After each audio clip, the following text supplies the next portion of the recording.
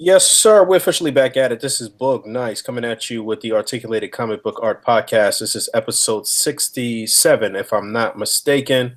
Got my man Pancheezy, Rick Dom, Rectangular. We here. We got a lot of shit to talk about. Actually, we want to get into Infinity War at some point too. Maybe we'll be talking spoilers, but we will give absolute spoiler alert before we do that. But I mean, it's a lot of shit to talk about. It's been just a little over a month since the last time we podcasted, actually. So yeah, guys, want to jump in and talk about some shit that you got in the in the past month? P, what you got? Oh boy, I got a bevy of items. Yes. Let's talk highlights, I guess. So went to this toy show yesterday, in Columbia. It's really great. Uh, I found something I've been looking for like literally years, like in the most like unlikely place. So like I live in South Carolina, so like the place was in Columbia, and it's I don't know. It sounds mean, but it's like just imagine the culmination of South Carolina type of folk just hanging out at this toy hanging out at the toy fair. All great guys, but like there's definitely a theme here. And I found that super old line of Dragon Ball figures with like 4 points of articulation, like the battle series, I think. Yeah, they Mhm. come in. They come in a white plastic tray that has Yeah, a bunch of perforations. yeah. I found the great gold, like the baby Vegeta Golden Ozaru there, like in box, still brand new, like unbelievable. I've been looking for that thing for years, and like this guy had like such a great price on it. I think like he clearly didn't know what he had, and like I felt like pretty bad about the deal that he gave me, but like yo, when I don't know, like I could not buy it at that price. It was nuts. I felt like I ripped this dude off, but like he was just super excited to get rid of it. The same guy was also selling a base, like a Mega Man, the guy from Mega Man base or Forte. Like he had him for like $30, and I'm like, what the fuck? It's crazy. Like this dude was just trying to get rid of like all his old stuff. That's like the theme of that show. Like all these dudes bring their stuff and they're just priced to move pretty much. So it's a really good show. That same show, I also got, um, what do you call it? I got that Scarlet and Vision 2 pack. Super cool. This dude was selling it pretty cheap. Also, I don't know. I think it's just a bunch of stolen shit at this place. I'm pretty sure. Like I'm 90% sure everything here is stolen because like that's like the only way I can explain it. Like that Marvel Legend, like that Scarlet Witch and Vision 2 pack I got for $30. Like even like with true like closing and other discounts, that guys like it was sold at a loss. So I'm like, man, this is pretty weird. So that was pretty cool. I got a bunch of like I don't know. I got a bunch of Mezcos. I got I I got the Flash and Reverse Flash Mezco. Really like those. I got the Superman also while we were away. Are you gonna And do the Dallas James mod? I'm thinking about it. Like that's such a really good. That's a really good one. Like for those of you like kind of in the dark, what Rick just mentioned, there's this customizer. His name is Tony something in it, or I don't know what this guy's name is. I'm sorry. We'll figure it out later. Is But it he makes Tony the May or Tony Me or yes, MEI, right? Yeah. yeah, he makes like Yeah. this incredible like Superman suit. It's like a replacement for the Mezco one, and like You, it's you, nuts. you know, it's funny. I hit him up this past week. I didn't even put one and one together. I guess I didn't realize that Dallas got his shit from him. But Nice. he said he wasn't making any more of the suits at the moment. He only had his custom Superman head available for purchase at the Mm. moment. But I heard that shit was kind of expensive though. It is expensive. It's Ain't super no kinda expensive. about it. I heard that shit was really expensive. It Yeah. is expensive, but like, if the dude wants to make money, go right ahead. I mean, like it looks on the idea of it being expensive, like at least it looks super great. Like I can see it the price being justified for sure, especially if you want a more accurate Superman. Like Mezco is always doing their own thing, like creating these characters in their own image, sort of how they're trying to like do their own thing with the license. But if you want like a extremely accurate Superman, like that's a really good suit swap for sure. And I hear it's like pretty easy to do as well. Yeah, he's charging two prices too for whenever he does make it available again. It seems like he's charging you one price for him to do everything for you, and one price where he just sends you the clothing, I guess, and you do it yourself. So Nice. just Nice, a heads up nice. for people out there. I definitely thought about it because I guess I'm jumping the gun a little bit, but this coincides with what you're talking about anyway. So I did pre-order the Dark Side figure, so it's just like I didn't have the Superman originally because I think it's trash as far as the suit looks.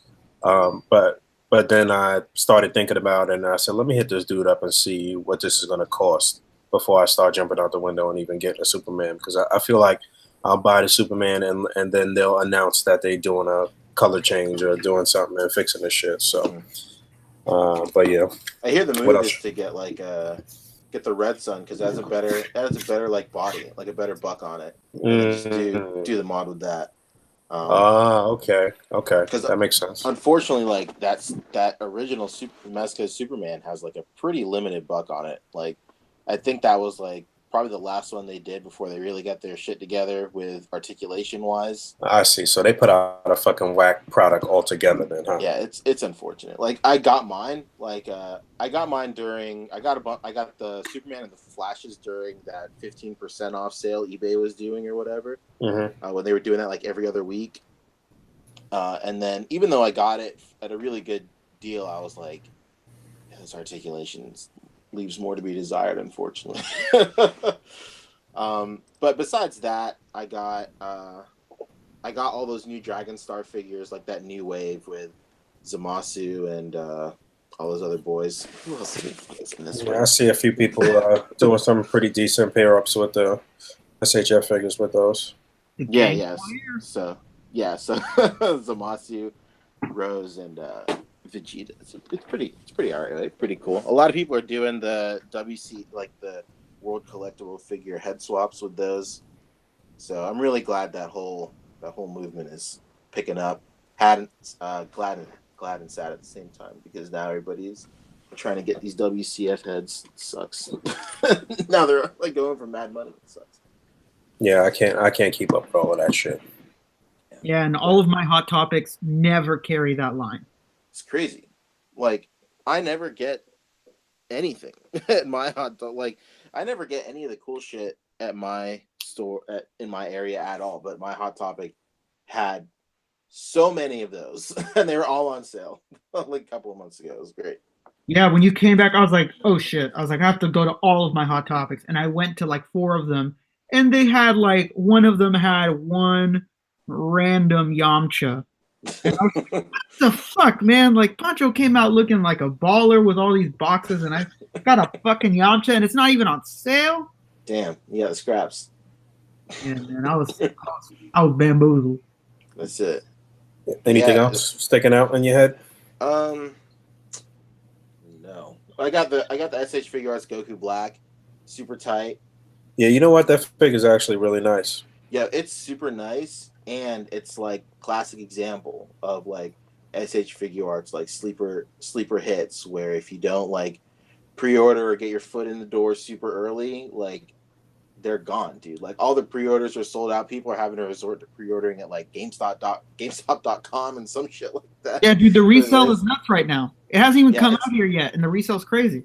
It's unbelievable. Like the actual figure though, man, it's I don't know, something about that figure that's they utilizing that one of the newer bucks too, but the figure is just super clean and just like nice. Like I don't know. Nice, it stood out to me over a lot of other DBZ SHF figures. I think it's nice, man. It's really nice. The only complaint I have with it is I think his head sits a little low on the neck. Yes. But I think like it's like his turtleneck is also to blame for a lot of that too. Like, so I feel like his neck is like the same size as every other SH Figure Arts neck, but like it does look just a little bit odd though. Yeah, I'm with you there. For sure. But yeah, if you can find a way to pre-order that, still like I'd say definitely get it in now because it's a web shop exclusive. Once it's gone, it's gone. Yep, and that's it. Yeah, when I saw somebody like, hey man, I have an extra Goku, I'm putting it up. So, an extra Goku Black, I'm gonna list it for a little under resale right now. Yeah, And I was like, dude, what the fuck is this guy talking about? It hasn't even released in America yet. And then I look up prices and I'm like, oh shit. And I go to check, I double check my Amazon. Like, I pre-ordered it, right? And then sure enough, there was 2 on pre-order. And I was like, what the fuck? yeah. I thought maybe I was tripping. Like, dude, did this already release? Yeah, lately, like, especially for Dragon Ball, SH figures, like, as soon as they pop up in Japan, like, the resale is already nuts. I think that trend started with Yamcha. Like, I remember Yamcha being over $1 billion. But then, like, they come out like, the Bluefin version drops, and they kind of, like, even out. But I think because Black is, like, sold out literally everywhere, I don't think... I mean, it'll subside a little bit, but, like, I think it's just going to go right back up. Yeah, I could imagine, like, the first week, it's like, oh, okay, it's down to 70 or 80 bucks. And then once that stock dries up, it goes back up. Yeah. I mean, even Big Bad Toy Store has been sold out for a minute. Yeah, for a while. All right, okay, yeah, but that's it for me. Rick, you got anything? I'm sure you got Goku Black. What else? I've been buying a gang load of Legends lately. Yeah. I found out. I even hit up Todd. I found out that the Deadpool wave started hitting targets. So I was like, man, I'm gonna be checking these stock check websites like a fucking maniac. Nice. And sure enough, man, like the worst luck you could imagine. It was one of my family members' birthday, and it was here at my house. Target is only a mile away from me. But even then, I knew if I left, I'd look like that fucking asshole that loves toys too much. Like, here goes this ass that loves toys. He fucking leaves a party. And so I was like, fuck, man, it just came in stock. Like, I can't even leave. And so I woke up the next morning, and I was like, dude, I'm not even going to bother. It's been more than half a day. My Target closes at midnight. So I was like, there's no way that somebody didn't get the figures already. So I was like, fuck it. I'm not even going to fucking bother. It's just going to piss me off. And I go 4 days later and come to find out nobody ever went. Oh, and they were all just there. So I bought the entire wave. And then on a whim, 2 days later, I came back and another case was there and I got another cable again. Wow. And the people been sleeping in my area. So I have like fucking 3 cables right now. And I stashed a cable myself the other day. Genius. You should. It's one of those figures, man, that like a few years from now, everybody's going to be like, Jesus Christ, what did I do? Why didn't I pick that up? Yep, no question about it. I got 2 cables. Right now, those 2-packs are at my Target. They're $10 and like something cents. Those the Ego and the Star-Lord and the Thor and the Valkyrie. So I bought 2 of each. And I tell you what, man, I don't know why anybody didn't say that Valkyrie and that Thor from that 2-pack are incredible figures. That Valkyrie is low-key, like, heat. Like, the sculpt on that is so on point. It's crazy. What the fuck? These figures are so nice. It's wild, man. Even that Thor is nuts. It's like an insane body mold. Yeah, I highly recommend anybody pick those up just because it's 2 Marvel Legends bucks for $10. Like, how can you even? What? Are you serious? Like, come on. And I bought a bunch of MU at my Target because they were 89 cents. I just felt bad. I just felt bad. I have like 4 Ulik the Trolls. I have like 3 Iron Men and like Gorgon and I just saw them for 99 cents and I was like, damn. I was like, let me just take these. Might as well. What else have I gotten? Oh, I had to buy another Judy Hopps and that was a nightmare. Whoa. Wow. I can't find my original. It just got lost somewhere. And I started panicking because Nick Wilde comes out. I think he's already out, actually. Yeah, I got the request from Amayami over the weekend, actually. Yeah, I'm still waiting for mine because it's Golden Week, so I guess they're just taking forever. And I was just like, shit, man, I gotta find one. And some guy pulled a real sleazeball move on me, but it was my own fault. This guy named Robbie something Sanchez. Shut up. This guy, yeah. Shout out to you. I mean, you still gave me a deal, but you played me. The guy was like, "Hey, I have one Judy in stock on my store. And I was like, oh, sick, cool, let me go buy it. And I look at his store, and if anybody that doesn't know, it goes for $80 and up. And so he had it for 65. And I was like, hey, man, do you want me to just PayPal you the money or buy it through your store? What way do you save more as a seller? I was trying to look out for him, like, hey, man, if I buy through your store, do they like take a commission or something? I don't know.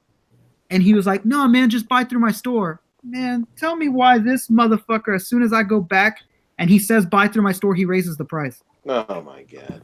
I was like, man, you piece of shit. And I was like, man, fine. I'm just gonna pay. He only charged me $10 more, but I was just so annoyed. Still. Yeah, try to play me like a fiddle. Damn, like Sega. I bought it from that cat anyways. And I think the only other thing I got was that new God of War Kratos. That thing is a really nice figure. Honestly, he had a lot of pictures. I was kind of hating on it at first because it didn't have an ab crunch, I thought. Until but there it was. Yeah, there it was. It's under the kilt. It's at the bottom. I mean, it's not like a really great ab crunch, but it's something. It's a really nice figure. It's at Target, $21.99. If you find nothing else at your Target, and you just want to buy some shit, I don't see why not. You feel like spending money. If you're like Might me, as well. you can't control yourself. Well, then guess what? You're about to come up. That's it. I don't think I have anything else. I'm in the process of building movie Thanos.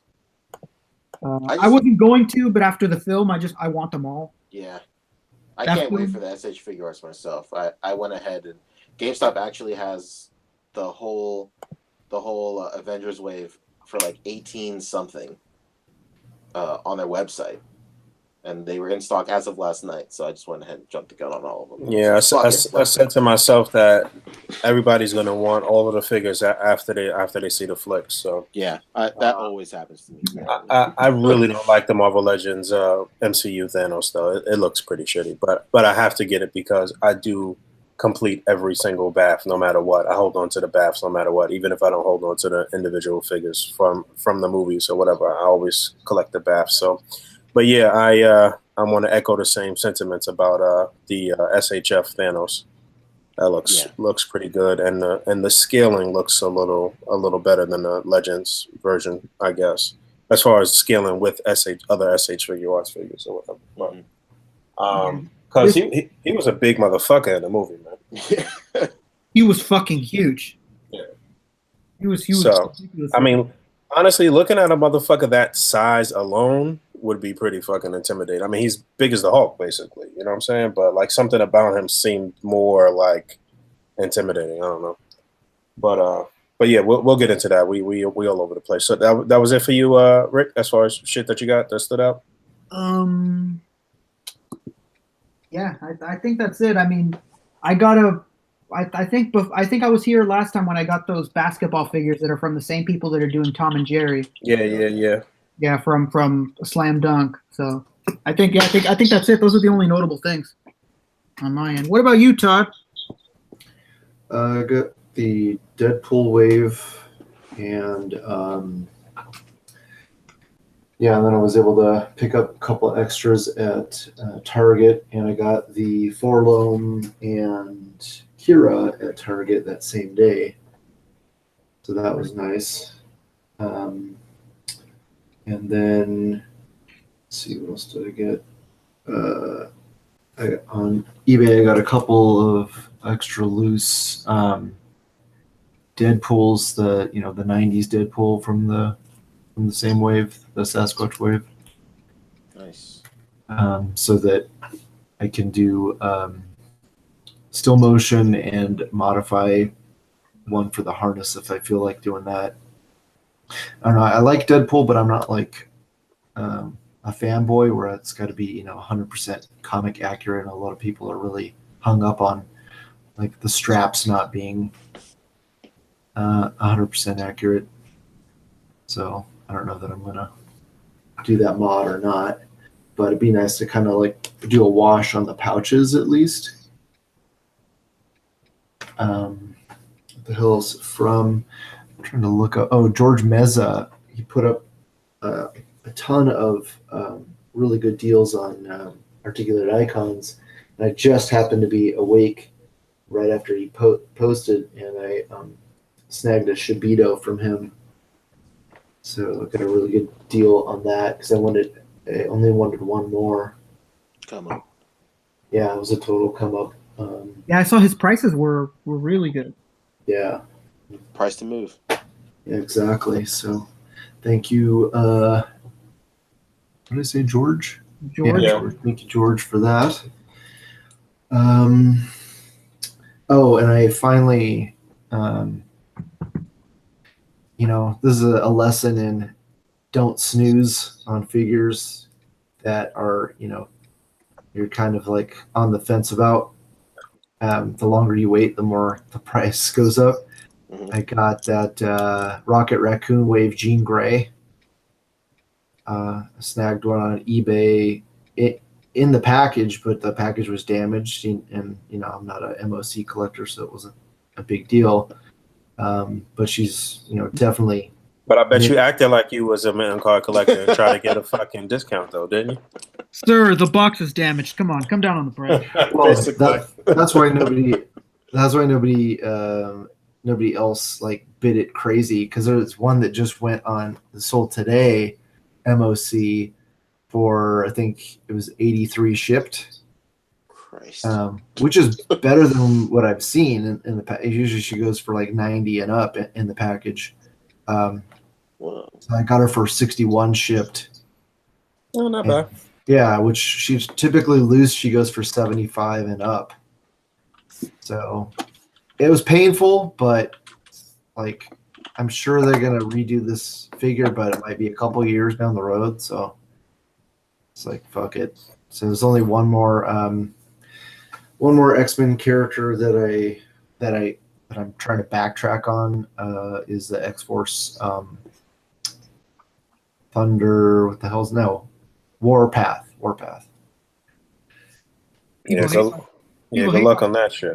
Yeah, you're looking at it took I had the regular version I paid 100 shipped for, so They re-released that Rocket BAF, didn't they?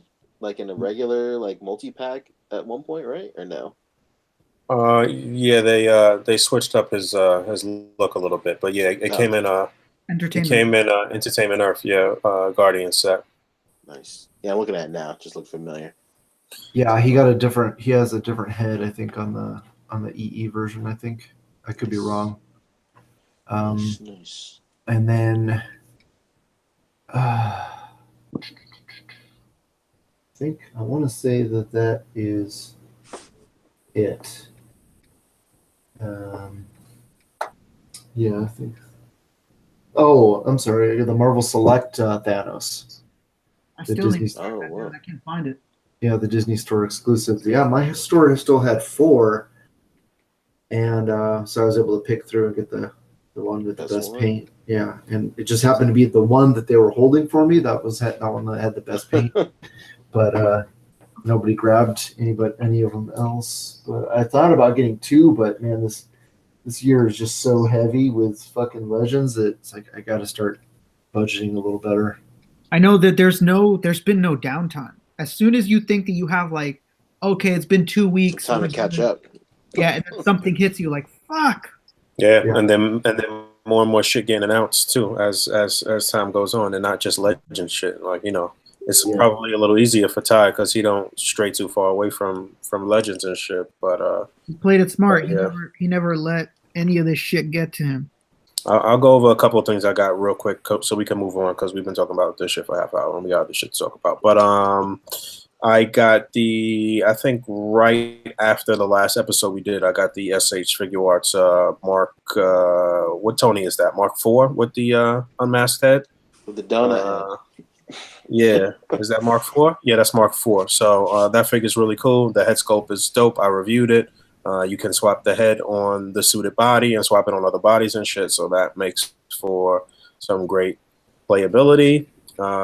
We talked about Goku Black. I got that as well. I already said that I thought that was dope. I got my diorama in from Lawless Studios. I did a little showcase on that on the channel, so most people already saw that. If you haven't seen it, you should check it out. The diorama I'm more than pleased with. I would highly recommend Ron as to commission him for some shit. So that's Lawless_Studios. And I got the Ant-Man and Stinger 2-pack, which I also reviewed. And surprisingly, I liked that set a lot more than I expected to. So that was cool. I got that too. Yeah, the Ant-Man is pretty dope, man. The Ant-Man is pretty cool. His thing is all right too, actually. Yeah. And then the most recent thing I got, I guess, was Mezco Old Man Logan, which I really like as well.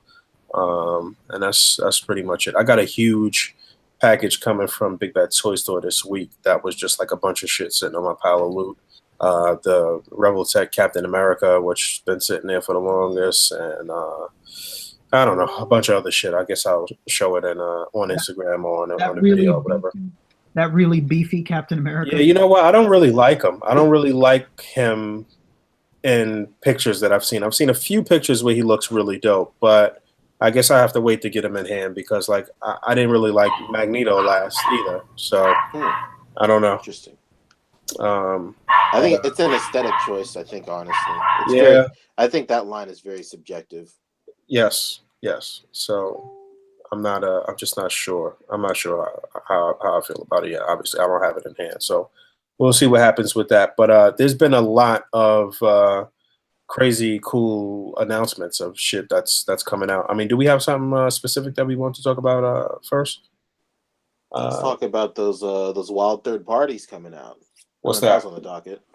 Like the Tom and Jerry third party? Oh yeah. Somebody bring up some pictures of that shit.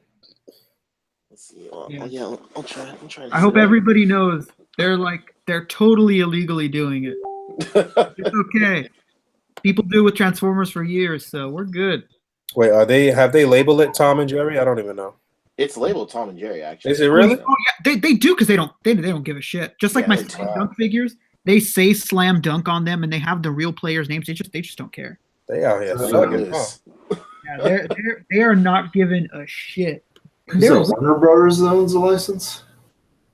Yeah, Warner bought Hanna-Barbera and all those companies a while back. So. Yeah, they out here thugging. I didn't know that they was doing it like that. Yeah, it honestly almost worries me because they use these names and they don't care. Yeah, at least call them Thomas and Jerry. Yeah, or call the cat Jerry and call the mouse Tom. Right, yeah. switch it up. Jerry and Tom. That's crazy. This is Jerry and Tom. Yeah, those Slam Dunk figures I have, they're like really nice quality. They're absolutely on par with something like Figma, and their clothes that they have the cloth jerseys and shorts. They're really nice. So like, if that quality plastic is what we're gonna get with Tom and Jerry, it's gonna be great. Yeah, I seen one of these cats use those figures in the tournament actually in this past round. Yeah, Jeff Odinson has them already. If you're from the Philippines or you're from like Singapore, you already have them and you already know how great they are. It's not fair. Well, it's bananas. Hit up one of your cousins, Pancho. Tell him we need a Tom and Jerry hookup. Stat. I know, right? Dude, you guys already talk about the Mafex comic book Spider-Man? Oh man. No, not yet. That looks the goat bananas. Spider-Man? That looks crazy. Like, I can't believe how good that looks. Like, it's unreal. The figure is gonna have to break in my hands into a million pieces for me to hate it. Yeah, no doubt. Let's see some pictures of that Tom and Jerry shit though before we move on to. Right here. Oh, yeah, Pancho's got it right there. Insane. It looks so good. Like, are pre-orders still up for these? I think Yeah, eBay, you can buy them. You can buy them from certain sites on pre-order, or you can get them from eBay. I've been buying from the same guy on eBay, and he ships really fast. So I've had no problem. He never takes longer than 8 days for something to reach me. And when are these slated to come out? May 5th. Oh, that's right around the corner, huh? Yeah, very. Yeah, there's packaging shots out already somewhere. That's crazy. Yeah, Jeff Odinson from PNP already has it. Oh, Yes. that's right. Yeah, he has it. Oh, he has it for more pictures. I he asked has it him in hand already? Yeah, he has it in hand already because he lives in the Oh, yeah. Philippines. He'll probably, well, yeah, I guess he'll be putting up some pictures soon then, probably. I told him we need more pictures, man. What's going on here? It looks really good. I think the only thing I would ask for is like some sort of ab crunch or something. Yeah, Like, yeah. I think the idea that we have these at all, like, this is such a like out of left field release. This is I used to love that show when I was a kid. Yeah. Yeah, it's interesting. I'd like to mess around with them and see what they feel like actually. The people who make them is Dyson, and they're doing One Punch figures also. Yeah, I saw that. Those are gonna be fucking nuts. And they already teased homeboy on the right. What's his name again? Genos. Yeah, because we didn't, obviously Figma, they known for leaving you high and dry and giving you one character out of some shit. So Figma did announce a Genos, though, I believe so. They did, but I can already imagine that they're not even going to solicit a pre-order opening until like the end of the next season. No, of course not. I'll tell you this: those basketball characters from Slam Dunk that I have, they're insanely well articulated. They're like basically body coons. So expect these figures right here to be body coon level of articulation. They're nuts. Now, are those Slam Dunk figures? How tall are they? They're like 7 inches, right? I can measure it for you right now. I have one sitting right next to me. Break out the ruler. Break the ruler. Only thing that looks a little off is the exposed hole in the hips. Yeah, in the hips. Yeah. But these definitely look like body coon bucks. It looks very similar to the Figma. I mean, not the Figma. The Figure Arts body cone, right? Did you just say that? You just said that. They're very, very similar. Okay. It's almost like the hips. It's just like it looks like they're just using the same mold. Pretty much, yeah. Mm-hmm. It looks really good. Like the only thing I could see being weird is if like these One Punch figures released in the same scale as Slam Dunk. I mean, you can argue that Slam Dunk, those guys are like they're basketball players, so they're like mad tall. Mm-hmm. So you could argue that like 7 inches for those guys is acceptable. But I think if these One Punch figures come out at 7, it might be a little weird. Yeah, especially if they decide to do any villains or anything like that, then how the fuck big are they gonna be? You know what I'm saying? So it's true, very true. I think I just like these third-party companies. Like, I'm really glad they're doing Genos and One Punch, but like I love it when they do like really obscure stuff. Like Tom and Jerry is a perfect example. But like when it comes to like One Punch, I'd love for these third-party companies to do like just weird villains. Like if they did like Boros, which would be, I mean, obviously he's like a main villain in One Punch, but like they did Boros or like that crab dude. Oh my god, Crablante? That's the Craig custom. Yeah, I was just about to say that Craig's custom on that figure is fucking nuts. Unbelievable. Yeah, I just measured it, and I'm not going to count that he has like extra strands of hair that are like messy hair at the top of his head, so he's like 6.5 inches. Oh yeah, that makes sense. They're basically like Legends-ish scale. Okay, cool. They're definitely taller than SHF. Yeah.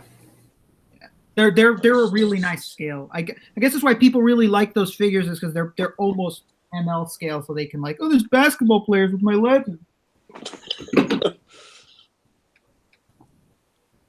So what else is dropping that they tease before we get into Mafex Spidey, which I'm sure all of us are gushing over, no question. But I feel like there was mad other shit that was teased too. Star Wars shit. Winnie the Pooh. Yeah, that is crazy. That is ridiculous. That's nuts, dude. Like, I'm buying that 100%. But Jesus, you know what's so funny? What you said the other day, Boog, when Mezco put out that Popeye, like he said, everybody fucking loves Popeye. All this yeah, right. It's hilarious. But like, I just don't know. Like, we're gonna be seeing a lot of that. Like these Tom and Jerry figures coming out, this Winnie the Pooh figure. Like, I think it's just like we've never had like good articulated, counterparts for these characters. So like all these dudes are just gonna be like, oh shit, I gotta get this guy like super right away. Like I'm super stoked for that Winnie the Pooh. Like I love Winnie the Pooh. That's like I had like 6 VHSs growing up, and like 3 of those are Winnie the Pooh. Like I watched it. I watched it. I watched it, no question about it. But I was never like in love with Winnie the Pooh. I could pass on Winnie the Pooh, but I respect the variety of things that these companies are tackling right now. I'll give them that at the very least. But so yeah, Revoltech, Winnie the Pooh, this third party One Punch Man. Yeah. Third party Tom and Jerry. What else? Who's gonna blow $180 on that Mezco Dark Side? Good. Yeah, I pre-ordered it, but I got a little situation, so it's all good. There you go. You can expect that Genos and that Saitama are going to come out very soon. Like this company, that company doesn't fuck around. Like they release things really fast. I don't know if it's a fear of getting sued or something, but they release things really fast. Like I remember, like a month before I got this this character from the basketball anime named Lukawa, the guy had a gray like prototype with the jersey on it, and I was like, oh cool, they're already working on it. And then Jeff Odinson came through and he was like, hey man, my dealer said that they're gonna have it in a month. And I was like, what the fuck? And sure enough, it came out like a month later. They're working really fast for whatever reason on that toy line. They're playing fast and loose. They got the logos up there. They don't give a shit. Yeah, they give 2 shits. Yeah, Todd mentioned this Mezco Dark Side. Any of you guys pre-ordered this shit? I did. Yeah, I did too, but I don't think I would have paid the price tag. They asking for $180 for this. I don't think I would have paid it if I didn't have a little situation. So get balling, obviously he's good, but yeah, I don't know. They said it's polystone, so we don't really know. Well, we know that the shit's not going to barely move like that, but it looks tremendous. It looks amazing. I absolutely hate the idea of polystone on a figure. it makes me sick. I have polystone statues that are expensive, and they piss me off with how easily polystone is damageable. And just imagining a polystone figure, Jesus Christ. Like, they better do it well, man, you know. Obviously, it's not come out yet, so I'm not about to throw them under the bus like that. But let me tell you this, man. When Sideshow charges me $500 for a statue, and every single one I've ever had to be replaced because it was damaged in shipping, and that's from a company that actively doesn't want you to do that. Like, I can only imagine Mezco is going to be a problem. I hope they get it right, though. I hope they make me look like a fool, and it turns out right. They better order it directly from Mezco, or they're going to be like, nah. For the love of God, order it from Mezco. Don't order it nowhere else, because they're not going to help you for shit if it's broken. Oh man. Yeah, highly. It looks wise is really nice because it's polystone. That detail is crazy. Some things can only be caught in that type of material in polystone. So yeah, if you notice, they barely moving it in these images. They moving the arms up and down, and you know that punch on Superman is Jesus Christ. Yeah, that's probably the most dynamic that you get. But you know, I've been saying this all this past week that it's like, yo, it's great that this guy's gonna look great and have the light up features and all of that good shit. But the fact that Superman is so fucking ass, it's just like, damn, like, you know. But yeah, so this is they're saying that it's supposed to come out in October, I think. Right? Did they say October? 2020?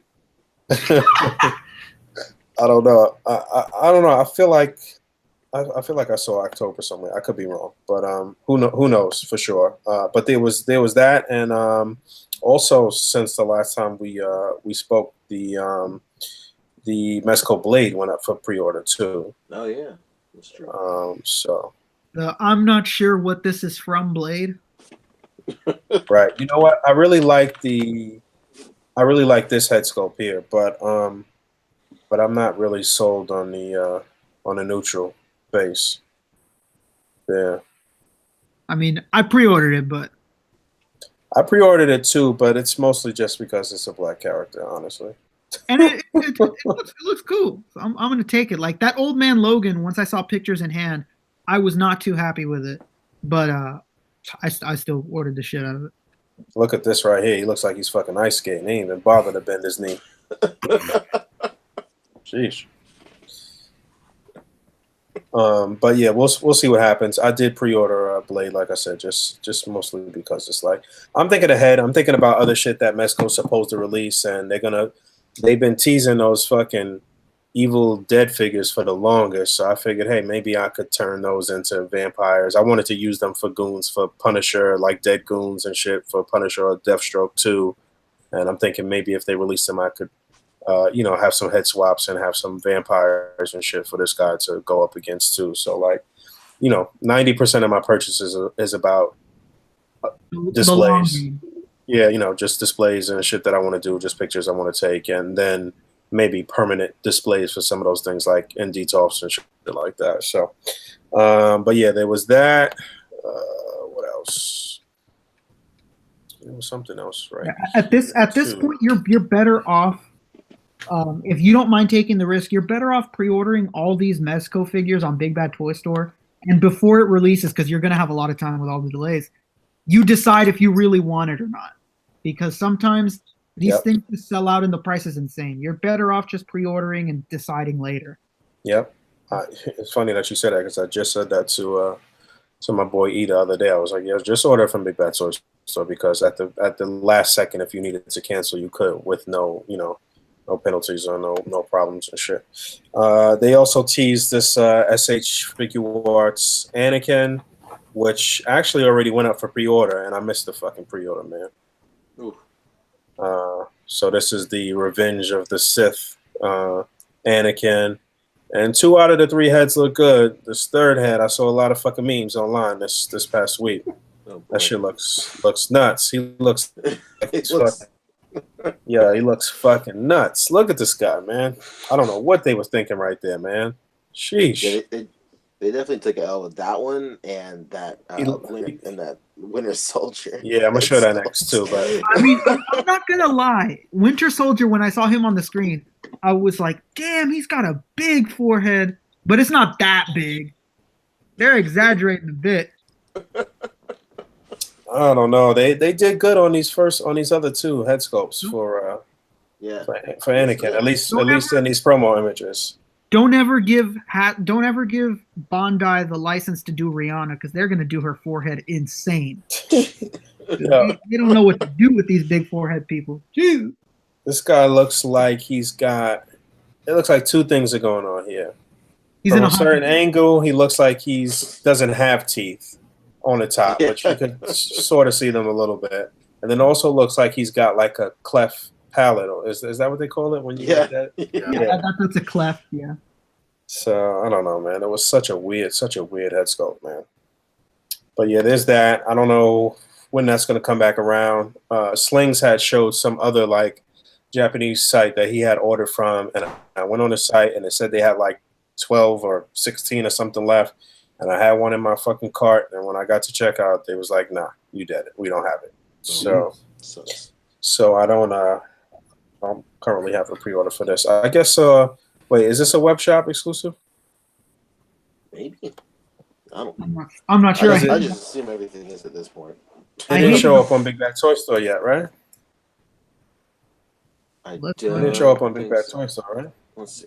You heard it here, folks. We're live gonna check on Big Bad Toy Store stock. Oh shit! I need to pre-order that Cull Obsidian wave. Yeah, that's up on BBTS. All right. Boom.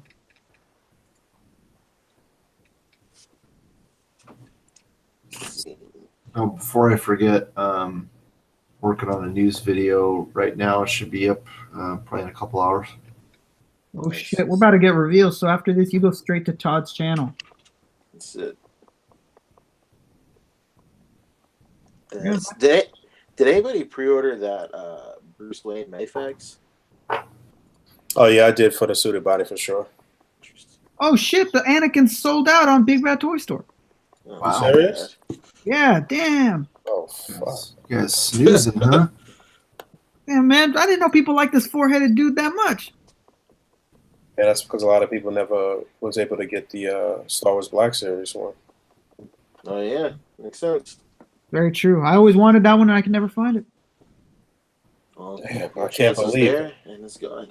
Fuck, this is gonna be a nightmare to try to get secondhand. People are canceling on Big Bad Toy Store though. Yeah, for You sure. have to be vigilant. Yeah, people are canceling on BBT. I've been on the fence about getting that that Mezco stealth suit Iron Man. Why the stealth suit and not the regular one? Oh, I already had that one pre-ordered. You kidding me? Todd's already on it. You think Todd's gonna pass up a regular Iron Man? Yeah, That thing looks dope as fuck. This isn't Todd's first rodeo. Of course not. Yeah, You guys let's talk about that Spider-Man. Yo, Solid just texted me. He said the that Blade, the neutral face could double as MC Hammer. He's right. He's 100% right. 90. somebody hit up one of these guys that make fabric clothes for the red pants. There you have it. The parachute pants. There we go. I'm thinking that Anakin's a web shop because I'm looking on a lot of Yeah, sites and I'm not seeing it. Yeah, he's web shop. It says on a Big Bad Toy Store when I was on there. Well, that's disappointing. Oh, real quick, Pete, you was about to say something, but also Hot Toys Hulkbuster from the Avengers Infinity War movie is going to cost you literally an arm and a leg. Jesus Christ. But yeah, so there's that. Looks really cool. I would never buy this, but it's all good. Are you gonna get the SH Figure Arts and Chogokin one? Now that I don't know. I'm thinking ahead again, and I'm thinking about the fact that I don't even want to give away what I'm thinking about because people are gonna do it before me. I just like I'm already like halfway in because I got the first one. Right. So. I feel almost like obligated and shit. And it's Exactly. the thing about this shit is that like it's not even like I want to sell the first one to put money towards this new one. No, I want my first one. Like I'm saying, like so it's like, damn, do I want to drop that type of bread again on a fucking 6-inch scale figure, basically? Like, you know what I'm saying? A big ass figure, but you know, whatever. Like, it's the worst thing because before the movie, you're like, sick. I can just use my old one, and then you see him in the movie, and you're like, "Fuck, it's different." Yeah, it's different. It's not the same fucking suit. But you know, they gotta sell merchandise, man. That's the name of the game and shit. So, I do feel better about getting this Hulkbuster versus the other versus like, you know, because SH Figure Arts when they did those Infinity War figures, these are literally just regular Avenger bucks just with new paint. Yep. Like very small nuances, but at least this Hulkbuster is like mad different. Yeah. It's like, so I don't mind. I mean, like when you think about it, like Chogokin figures are already $300. So like, I mean, being in that mindset, I'm already used to Chogokin being so expensive. So I'm like, okay, I guess so. Right. Yeah, I guess if you think about it that way, it's not too stupid, but it's still kind of crazy. If you have the MMPR Zord / Fusion, or you have like the Voltron, you may as well just say fuck it and go for it. Yeah. There he is with his forehead. Yeah, here's the Winter Soldier. So, you know, we've been jonesing. We've been trying to get a Winter Soldier, a proper Winter Soldier, since he appeared on screen. Like, you know what I'm saying? Legends hasn't really nailed it yet. And, you know, we thought we were going to get something special because we knew since they showed the first images of the Infinity War SHF figures because they had a teaser, like a silhouette image of Winter Soldier and Thanos. And people knew immediately that it was Winter Soldier and Thanos. Well, they had three, actually. They had Winter Soldier, Thanos, and the Hulkbuster. So, yeah, but this head sculpt is fucking nuts. It looks bad. And so, and you know the worst part is that they're not like Hot Toys where you can say like, oh, they'll fix it before it releases. SHF purposely makes sure that they release it close enough to a movie where they can't fix it. Like, look at this comes out in what does I say, October? It's Like They're, All they're these not gonna figures are fix dropping soon. Yeah, October. Yeah, this one comes out in October. Like, It's they're funny not- because Doctor Strange and Star Lord are shipping right now. They're out now. They already started shipping if you ordered from Japan. And like Pete said, those are just repaints of the original figures that we got. Just some slight deco changes on those two. Yeah, And then they we started still doing this with Force Awakens, where they make sure the releases are very close to the movie, so you're just fucked. Something's wrong, you're screwed. You're not gonna fix it. so yeah, it's a little disappointing with this guy. And not to mention that, you know, we're looking at these pictures here on this site, but they had some pictures of the figure at a show too, and it looked the same. Yeah, it might have looked worse actually. So that's unfortunate. I can see how that kind of 3/4 side profile, like that looks the most like him, but on the worst day. Like, Yeah. This was after the fight. He saw his friend die. You know what it is too on this one right here? His eyes are so fucking far apart, yo. His like, brow is crazy. Yeah, it's crazy. He's got the crow magnum, yo. Like somebody said he looked like the Geico caveman. Yeah. Oh, no question. That's pretty much the same shit. Like, you know, he looks like a fucking caveman, no question. Well, we're getting a Legends 2-pack with Falcon. I don't remember if it's supposed to be the Civil War Bucky or the Infinity War Bucky. So I had to guess it's probably going to be Civil War Bucky. Wait, say that again? We're getting a 2-pack with Winter Soldier and Falcon, but I think that's I'm not sure if that's Civil War Bucky or Infinity War Bucky. To be continued. Let me see if let me dig in my pictures and see if I can tell which version it is. Open the archives. So yeah, Pete, you got pictures of Spidey? Yeah. Well, let's talk about the greatest. Let's look it up. Let's talk about the greatest fucking toy known to man. Of course. Let's go. And just when you're sitting here and you're drooling, like, man, I can't wait, they fucking hit you with a comic book unmasked head. Unreal. Jesus this unmasked head is unbelievable, dude. Yeah, looks very comic book-esque, no question. This whole figure is crazy. Sign me up. I can't believe how good this figure looks. It's unreal. It's all me. Like, this figure has to, like, tremendously have some shit-ass problems with it for me to be upset once I get it in. Yeah, for like, sure. This thing's got to crumble. The paint's got to be made of, like, fucking old wood chippings. Like, there's got to be something bad. You know what? Mafex has been getting progressively better. So yeah. I don't expect them to pull any punches or drop the ball on this, knowing that this is like I guess this will be their second comic-based Marvel figure, because Gwenpool's going to come out first, right? Yeah. Which was weird. That was a weird choice, right? It was weird. I think it was super weird. I just don't know why they didn't lead with this Spider-Man. Right. She has to be popular in Japan or something. She's got to be. Like, I don't understand. Why her? Well, yeah, that could be it, and it could be the fact that she is sort of like anime-ish in her like, you know, actions and depictions and shit like that too. So yeah, that could be part of it. And they went to great lengths with that figure. We got multiple stuffed animal backpacks. Word. Word. Really giving you a lot of options with that one. Yeah. Oh, you thought you were only get to get the penguin one? No, you fool. Here's a Sharky backpack. Yeah, that was actually a nice touch, and obviously this unmasked head for Spider-Man is a nice touch. But yeah, before we even look at that, let me see those first pictures again, P. Right. But I mean, this shit looks amazing, man.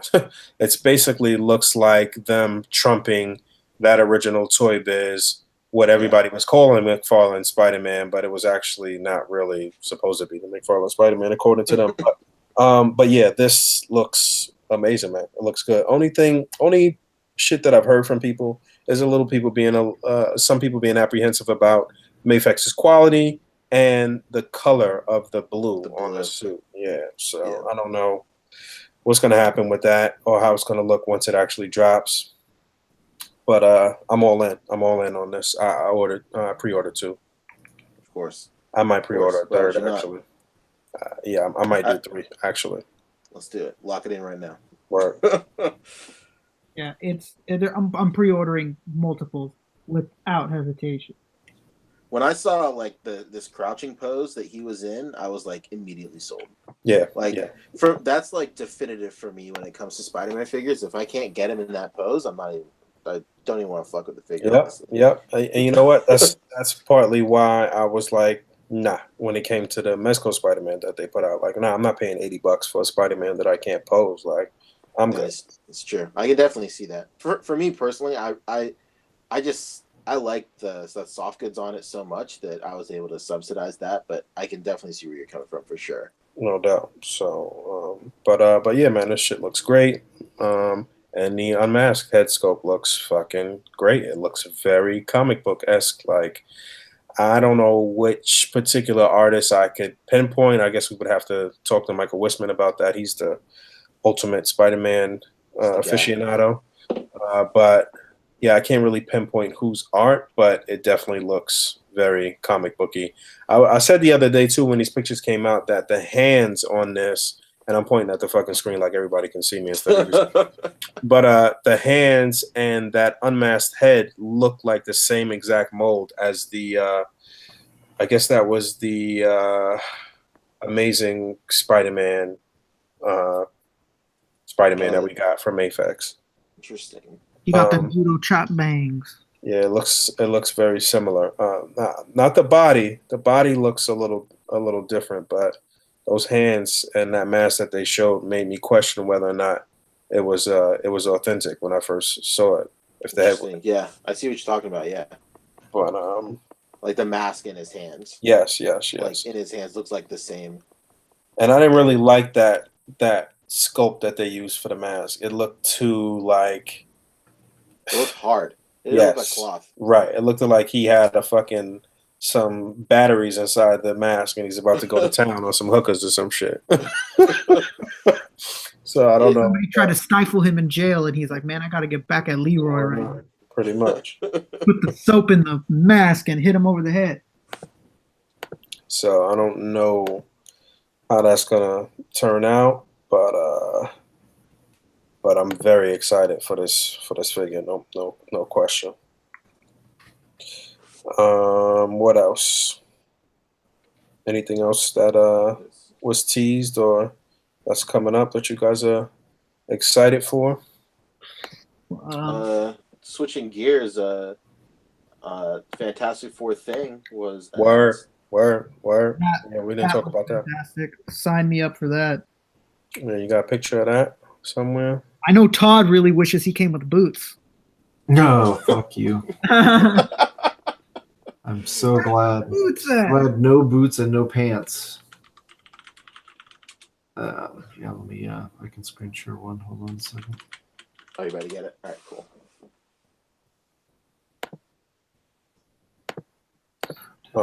So yeah, this thing is going to complete our Fantastic Four, our new 2017-2018 Fantastic Four from Marvel Legends. Finally, another complete team that looks streamlined and looks good together, and this thing looks amazing. And he's got 2 fisted hands and 2 open hands and 2 interchangeable heads, or 1 additional head, one kind of regular neutral face, and then 1 where he's looking kind of angry, which is great. But the figure looks dope. I don't know if we are quite sure about the actual scale and how he's going to look alongside his other teammates or alongside some other bigger figures from Legends, but we do know that they can fit some rather large figures in their packaging. So yeah, they're about to bend the fuck out of those knees in that box.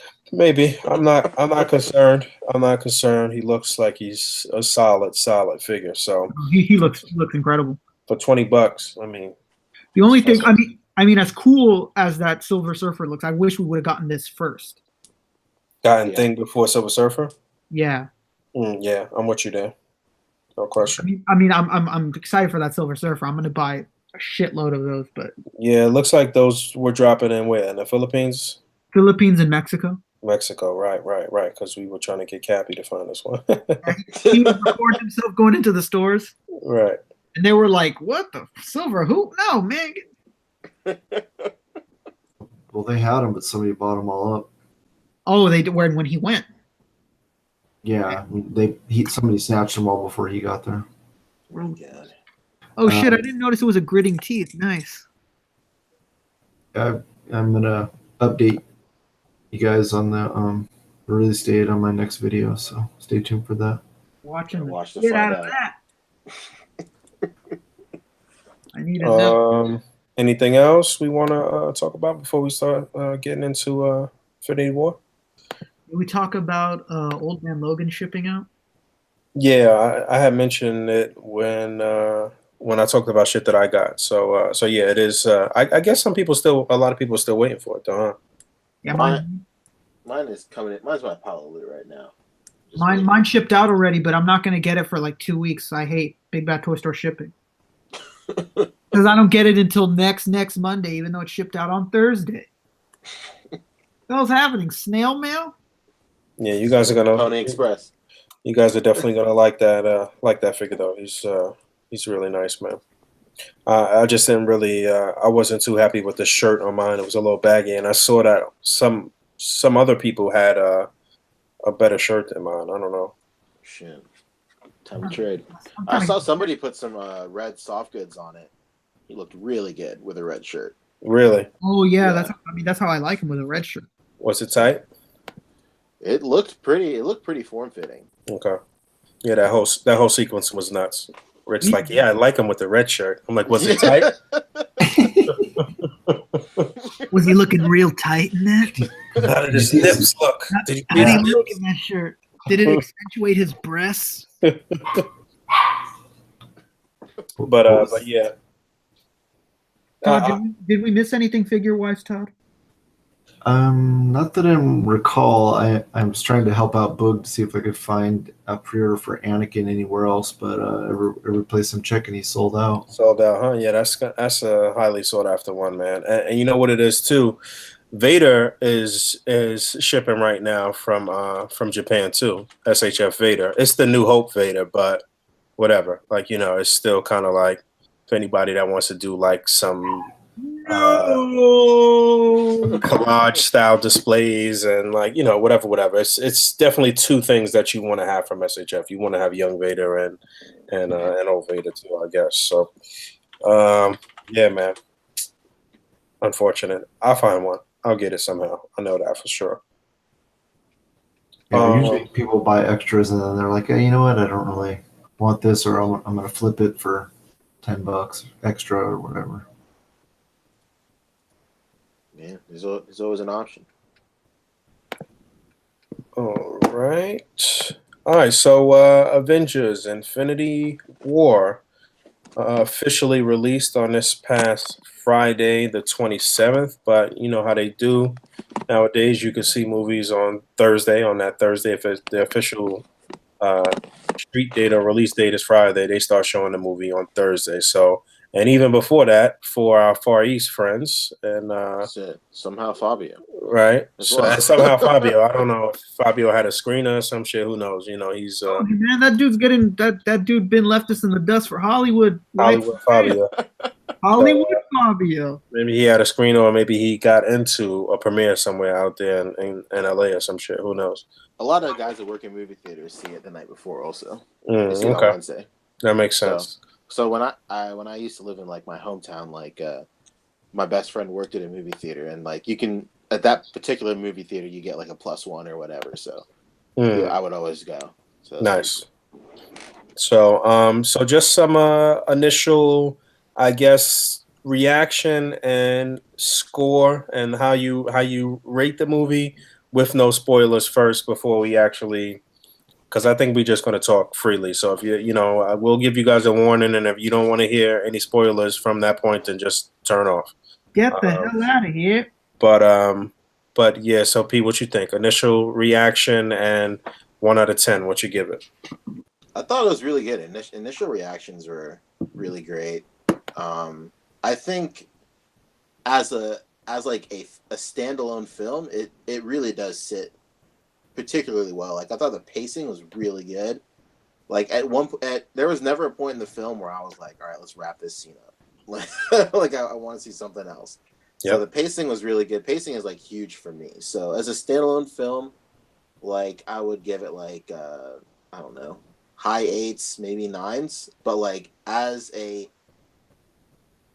companion to like 10 years of MCU, it's like so good. It's almost a perfect 10, I would imagine. Like somebody said it in P&P, like it is Thanos featuring the Avengers. That was me. That was you. Whoa, Rick. I said Thanos the movie, also starring the Avengers. And that like I think that really encompasses it. Like I really love it when movies spend a lot of time on their villains, because like, you know, without these villains, like what are these guys even doing?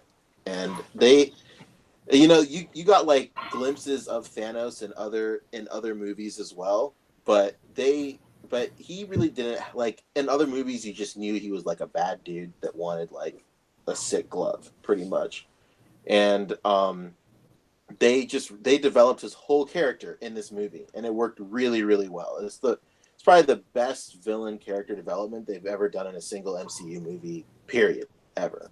When we watched Black Panther, I was like, well, Killmonger just made everyone look like a fool. Exactly. I would say the only person it rivals is probably Killmonger. Killmonger and Thanos are like probably on the same level in terms of like character development in one movie for me. Like I think they're both like really well developed, and it just when you care about the villain, it like elevates the movie as well. Because like it just, I don't know. It's hard to explain. I just thought it was really, really great. Yeah, you know, I was talking to, I don't know, someone on PNP too, where, you know, they were bagging on Tobey Maguire. And I was like, hey man, I was like, you know, Tobey Maguire aside, because I get it. Even I don't think Tobey Maguire was the greatest Spider-Man that he could have been. He was a little too goofy. So I understand. But you know what really put those movies over the top was that Norman and Doc Ock were done incredibly well. They were treated with a lot of respect, and a lot of these movies just have not looked to treat their villains with respect. Like I love a lot of these movies, you know, I love Ant-Man, and a whole bunch of other movies, but they just kill their villains off all the time and treat them like shit. Yeah. They're just given no work, and you just don't really give a damn about these villains from what they've done to them. And you know, films like this, like Infinity War and like the past Spider-Man films, and even Vulture. Vulture was done so well. We saw him. I rewatched Homecoming literally this morning. Yeah. We saw Vulture lose everything. We saw him lose his company almost. We saw him being like not allowed to do any type of cleanup work for the superhero stuff that was making him money and keeping him afloat. So we had a connection to him wanting to keep his family safe and his life right. You know, that's the kind of stuff that we want from these villains. And you want the villain to be like legit scary, and Vulture was like legit, like, you know, this guy is actually not to be fucked with, like, you know what I'm saying, like, but it was still very like, it was still very street level though. Like it was something that would, like, we can't fathom how something like Thanos would scare us, like, you understand what I'm saying, as regular just non-powered civilians and shit like that. Like the Vulture character seemed like some shit that some everyday person that we could encounter that's just a psychopath. Like, oh, chill. That's your girlfriend's dad who's fucking nuts. Right. You know what I'm saying? Like, oh no, I'm not fucking with him. He's nuts. Like, you know, he's not afraid to fight. That car scene, right. That car scene where it turns his his face red from the street light was insane. Word. So that visual is incredible. But yeah, we getting sidetracked though. What's your score, right? Oh yeah, my score. I don't know, man. Just like Pancho said, like if we're just talking standalone film, I'm giving it a 9. But for the culmination of everything we've been put through, you know, from the smile when, you know, it was courting death to fight the Avengers, Jesus, it's got to be a 10 for me. I have absolutely no complaints with it. I don't. I mean, anybody that has complaints with it, that's perfectly fine. I don't mind. But I don't have any complaints whatsoever. Well, it's a couple things I could say when we start talking spoilers, but yeah, what you guys both said so far are pretty much the same for me too. Todd? I don't really think you can watch it so much as a standalone movie. I think it's a culmination of 10 years of films to get to this point. And I think, if you're just you just came here from under a rock, you've been living in Tibet or something for the past decade, and you just say, oh, I want to go check out this latest movie that's in the theater.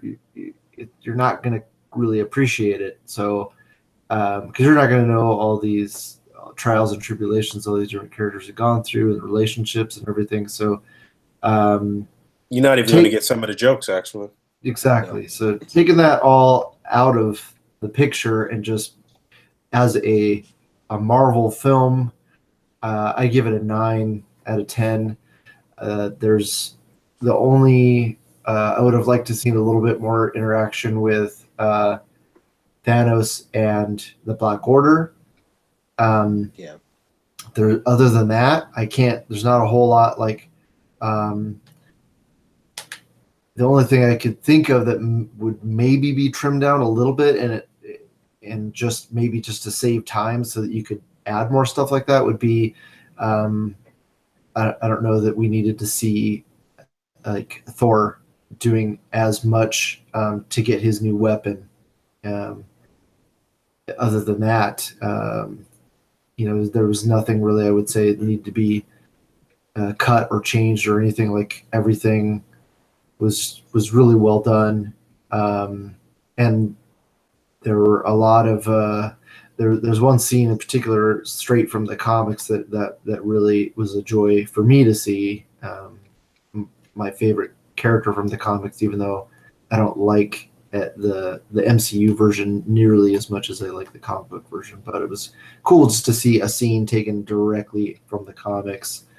So that made me happy. Well, it was quite a bit of that. They borrowed a lot of shit from quite a few different Thanos-themed stories. But what's your all right? So for me, I did like a funny, like quick, like literally like 30-second review on the channel, just saying go see it and go see it without being spoiled, so you can ultimately and like thoroughly enjoy it. I saw the movie twice, so that's one thing that I think that you really need to do to really take it all in and to gauge it and give a fair and balanced score, I guess. Because the second time around for me, it was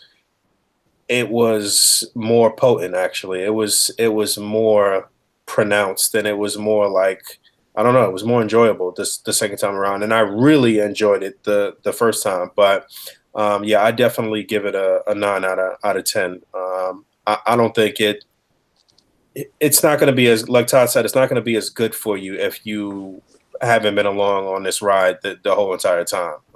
So seeing everything that happened before only makes it more potent and only makes it much better for you when you actually see this movie. And yeah, man, it had everything. It had everything that you would want.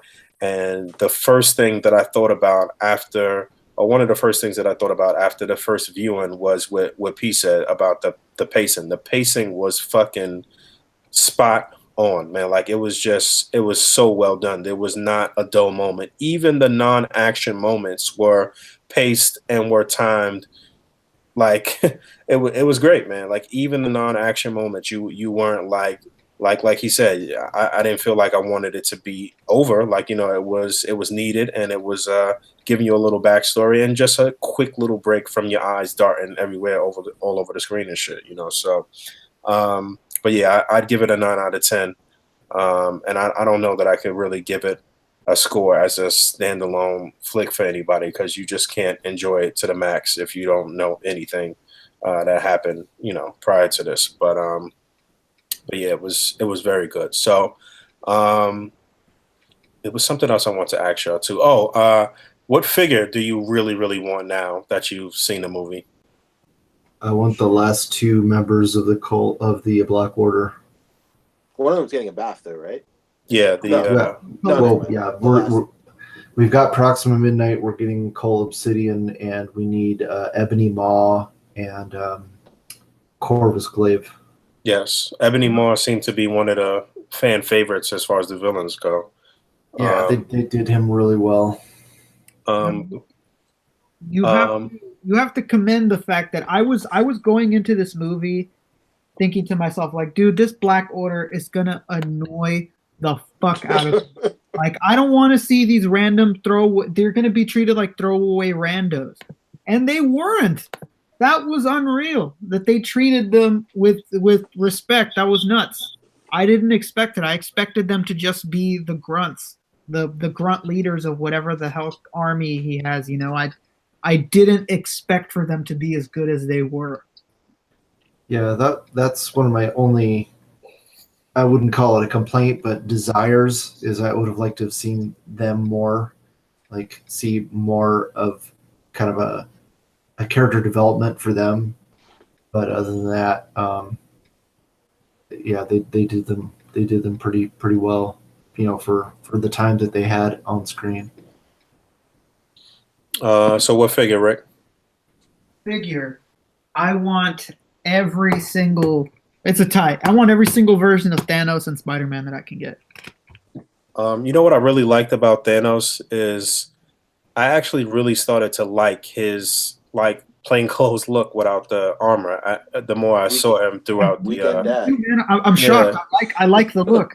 Yeah, me too. I was really shocked looking at the figure beforehand. It was like, but like seeing him in the movie, like I don't know, something about it was like real, like slick, and like it was a cool design in my opinion.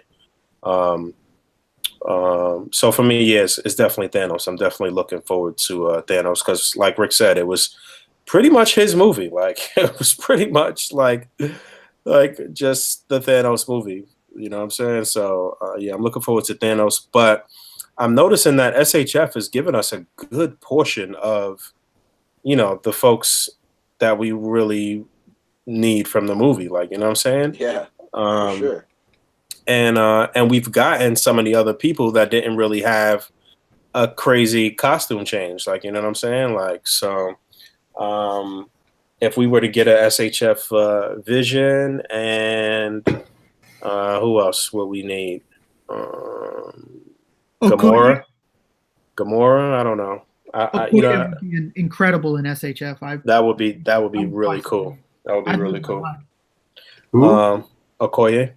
Oh, okay. And there's so much shit I want to talk about, like spoiler wise though. But P, what you think? What figure? I mean, what you guys said pretty much is it. It's what I want. I want Thanos. I want Spider-Man. You know, I would love like a civilian Peter Parker with a mask head. That's really cool. That was so cool. Oh shit! I think as like like, it's funny that you say that real quick because I was looking through like other Mafex or SHF bodies and thinking how I could maybe get something that looked sort of plain clothes-y that was a little shorter that I could use with the Mafex unmasked head too recently. So yeah, a plain clothes Peter would be dope. Super cool. I mean, like it's a small Easter egg spoiler, I guess. I'll talk about it for the next minute, and then I guess you can unmute if you care about Easter egg spoilers. That Arrested Development Tobias Funke Easter egg, I'd love a figure of that. Oh my Did God, anybody else catch that? So funny. No, I don't even know what you're talking about. What was that? There's a character in Arrested Development who, like, famously, he talks like really sus ways. Like, he's very oblivious to everything, and everything he says is like a double meaning sexual innuendo, but he's so stupid that he doesn't like get it. Like everything about his character, kind of, yeah. But like, but in the collector scene, he has a dude in a chamber that looks literally just like Tobias Funke. It's so funny, and he's just a dude who just painted himself blue because he wanted to be in the Blue Man Group. But like, it's just like a blue alien, and it's so funny because like when me and my wife were in the theater, we were looking at the credits, and in the credits it said Arrested Development is a property of 20th Century Fox, and my wife is like, "What the fuck? Why did they even put that in there?" Yeah, it's that character is hilarious. Just to give you those credits was like some of the fucking longest credits I can ever remember. Yeah, just to give you an idea of how oblivious this person is. He's a therapist who also became an analyst, and he was like, "I know what I'll do. I'm going to combine them both. I'm going to be the world's first ever analrapist." And he put it on his wall, not realizing what that word meant when it was together and pronounced properly. Together, it just reads anal rapist. Anyway, yeah, but as like what you guys said, that would be it. And then that Easter egg figure, I guess I don't know. You guys pretty much said everything I wanted. In his fucking tank. Ridiculous. All right, so everybody here has obviously seen the movie, so we're gonna actually delve a little deeper into things and talk about some things that we really enjoyed and maybe some things that we did not. So from this point on, we're gonna be talking about spoilers. So if you still have not seen the movie, I would definitely recommend that you log off now, see the movie, and then go back and watch all of the reviews and spoiler things you want to watch, because this is one movie that it's extremely difficult to discuss this movie without spoiling something. Like it's almost impossible. So you definitely want to go in, with a clean slate. You don't want to know anything about this movie. It would be that much more enjoyable for you. So I would recommend that you log off now. I put an image for spoiler. All right, no doubt. Cool. When we're done, I'll take it down. Yeah. So yeah, that should tell you if you want to actually mute this video when you're watching it, and just wait and just scroll through to see when the spoiler alert image goes away. Then that means we're not talking about it anymore. All right. Cool. So like P said, the pacing of this movie was amazing. There was no build up at all when the movie started. Shit just starts and it begins where Thor Ragnarok left off, pretty much, and shit just starts and you right in the middle of it. One of my things that I didn't particularly care for, although I liked the way the movie started, I kind of wish they would have shown at least some of the fight on Xandar. Was it Xandar where the Nova Corps is? Yeah, where it was destroyed as well. Yes, yeah. I wish they kind of would have showed some of that, maybe, because even as somebody who's been fully invested in this, we didn't see that. You know what I'm saying? That's not something that we knew that obviously it had to happen for him to already have, that stone, but it would have been nice to at least get a flashback to that. And I'm sure that it probably was some footage that they shot or something, like, you know what I'm saying? But maybe they just didn't use it. But yeah, from the start, it starts and Thanos is doing his thing. So yeah, some favorite moments. What do you guys want to talk about that really stood out to you? I know for me, my favorite part in the whole movie is when Doctor Strange is fighting Thanos. That was like my favorite part of the whole movie. Yeah, Doctor Strange did his fucking thing in this movie, man. He really did. He looked cool too. Like he looked cool. Like all of his hand motions and like the actual tricks that he did, the magic that he did, everything looked really dope. It looked so comic book-esque. Like, that's what I was going to say about the pacing too, is that like it was like a comic book. It was like one of these big comic book events at the good part where it's just, this is it. This is the climax, like, you know what I'm saying? And you just reading through page after page, and it's one of those, intense comic books. It went through front to back like a comic book, honestly. So, it was a shit ton of action, and the moments that were not action packed were still very vital to the story and still, emotional. It was a lot of emotion. Rick, what was one of your favorite parts? Rick fell asleep. T, what was your favorite part?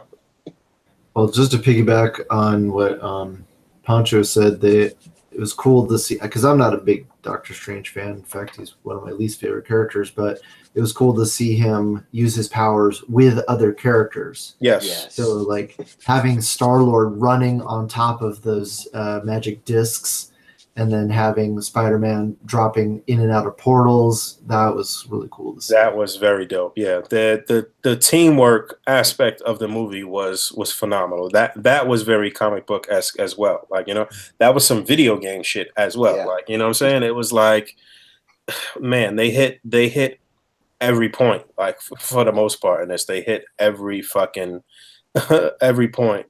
But yeah, that one scene where Star-Lord drops through and sticks up his middle finger and shit when he drops through Doctor Strange's portal. That was really funny. And that's the thing too. It was a lot of humor, but it was sort of in the same vein as Thor Ragnarok to me, where it wasn't over the top though. It was just enough, and it was very, very funny. And they also timed things well too, because you know the audience was given great big laughs, and the second time that I saw it, it was a lot of teenagers. Actually, it was a lot of young people in the second theater, and they were just cracking up at some of the jokes. But the timing left enough time where they didn't really cut off too much of what they were saying after they dropped the joke. So even that was well done too, which I guess goes along with the pacing. So,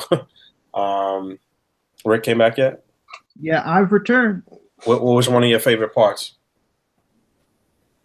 One of my favorite parts.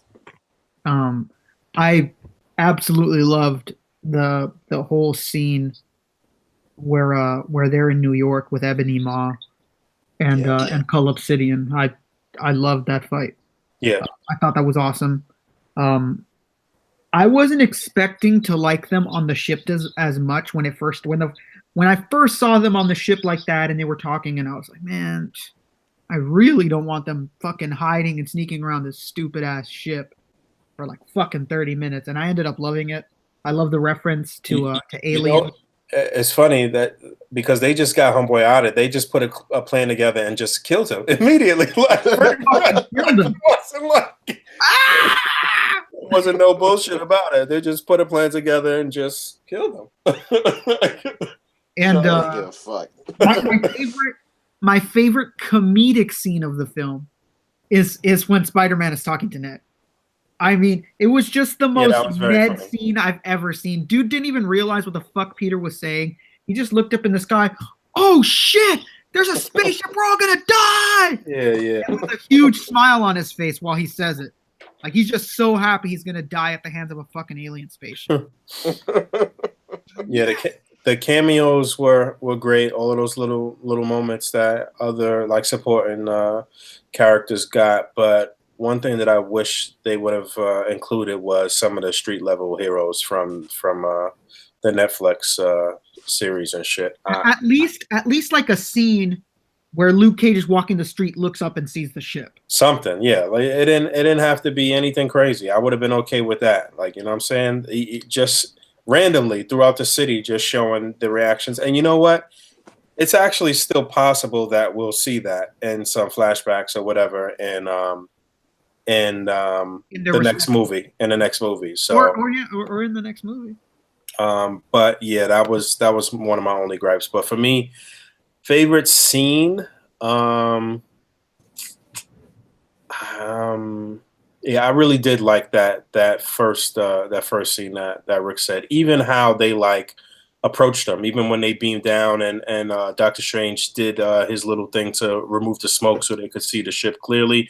That whole sequence was just so nicely done, man. And like I said, Doctor Strange just looked really cool in this movie. Like everything he fucking did just looked dope. Even just like little things. Even like when he was fighting Thanos, and it was one moment where he got kind of like, I guess, blown back, and he like advanced back on Thanos, and he just floated for like 1 second and landed on a rock. Like just that little thing looked so dope to me. Like I don't know. Maybe I missed it. I watched it twice, and I only realized after the second viewing, thinking about it, where the fuck is Wong? Oh, he had went back to to protect the sanctum. Oh, yeah, that's what it was. He's back at the sanctum. Right. So yeah, and that first they could have used this fucking help in Wakanda. True. The dude is strong as shit. But you know what? That reminds me. One of the funniest moments was in Wakanda when they were fighting, and Scarlet Witch joined the fight, and then Okoye is like, "Yo, like where the fuck was she this whole time?" Like, you know what I'm saying? Like, He could do that. Where's she been? right. So yeah, that was really funny. But so many funny parts, man. The Rocket and Winter Soldier exchange was hilarious, and Winter Soldier picking up Rocket. Winter Soldier picking up Rocket. We're gonna see that in a million shots, I'm sure. Yeah. That was really funny. I don't know. Thor pretty much. I think Thor had one of the strongest performances in this. In this movie. Everything about Thor was incredible. Yeah, he definitely showed that he is like the most powerful Avenger. Like, you know what I'm saying? So that was like, you know, people don't seem to realize, man, that whatever the hell Thor did, it really fucked Thanos up. Right. Yeah. When he was limping to that fucking chair, like he could have fixed it. If he could have fixed it, he would have done it. He was just fucked up. Yeah, he pretty much almost killed him. Yeah, whatever Stormbreaker did and his power did, it almost killed his ass. Or he would have been dead. Yeah, pretty much. He was going to die from that injury if Homeboy didn't have a little bit of time to snap his fingers, basically. Well, so. that's what he told me. He says, "You should have gone for my head." Right? Yeah. He said you should have gone for my head. Word. But yeah, Thanos was just fucking raw. He was catching bodies from the moment that the film opened up. Yeah, I loved seeing him kick the shit out of the Hulk. Yeah, that was a cool, quick little fight, actually. You know what I'm saying? Like, Thanos really, really put the beats on him and shit. You really gotta wonder what happened, because we see so much footage. Todd wouldn't know because he didn't watch the trailers. But Todd, there's a good amount, not a lot, but there's a good amount of footage we've seen where the Hulk is in fight scenes where he doesn't even exist. Yeah, well, they totally trolled people. Yeah, because I've watched since the movie that came out, I went and watched the trailer and where he's running on Wakanda with everybody, and I'm glad that they did that, because that was actually cool. Yeah, because then you're not seeing the entire movie before you see it. I mean, I love the fact that he got beat up so bad. He was like, "No, man, I don't want to fuck with him." Right, I'm not even changing. Like, so they tricked us with the Spider-Man scene too, because when everybody thought that when we saw Spidey in those in the trailer shots that it was just some bullshit. He was just hurt. We like, nah, Spidey's not dying. Like, you know what I'm saying? And then his particular death ended up being the one that probably hit home the most for a lot of people and shit. I think that was like probably the most emotional death in the movie and shit. Yeah, the callback to Homecoming, making you understand this dude is a fucking kid. Right. He's begging for his life again. And I think it was Lewis or somebody Lewis Maldonado or somebody put like, dude, this kid has spider sense. So more than anyone, he can feel that he's gonna die. He can truly feel he is dying and he's trying to fight it, and he's probably even more scared than everyone else because of what the spider sense makes him feel. Yeah, I saw somebody else comment that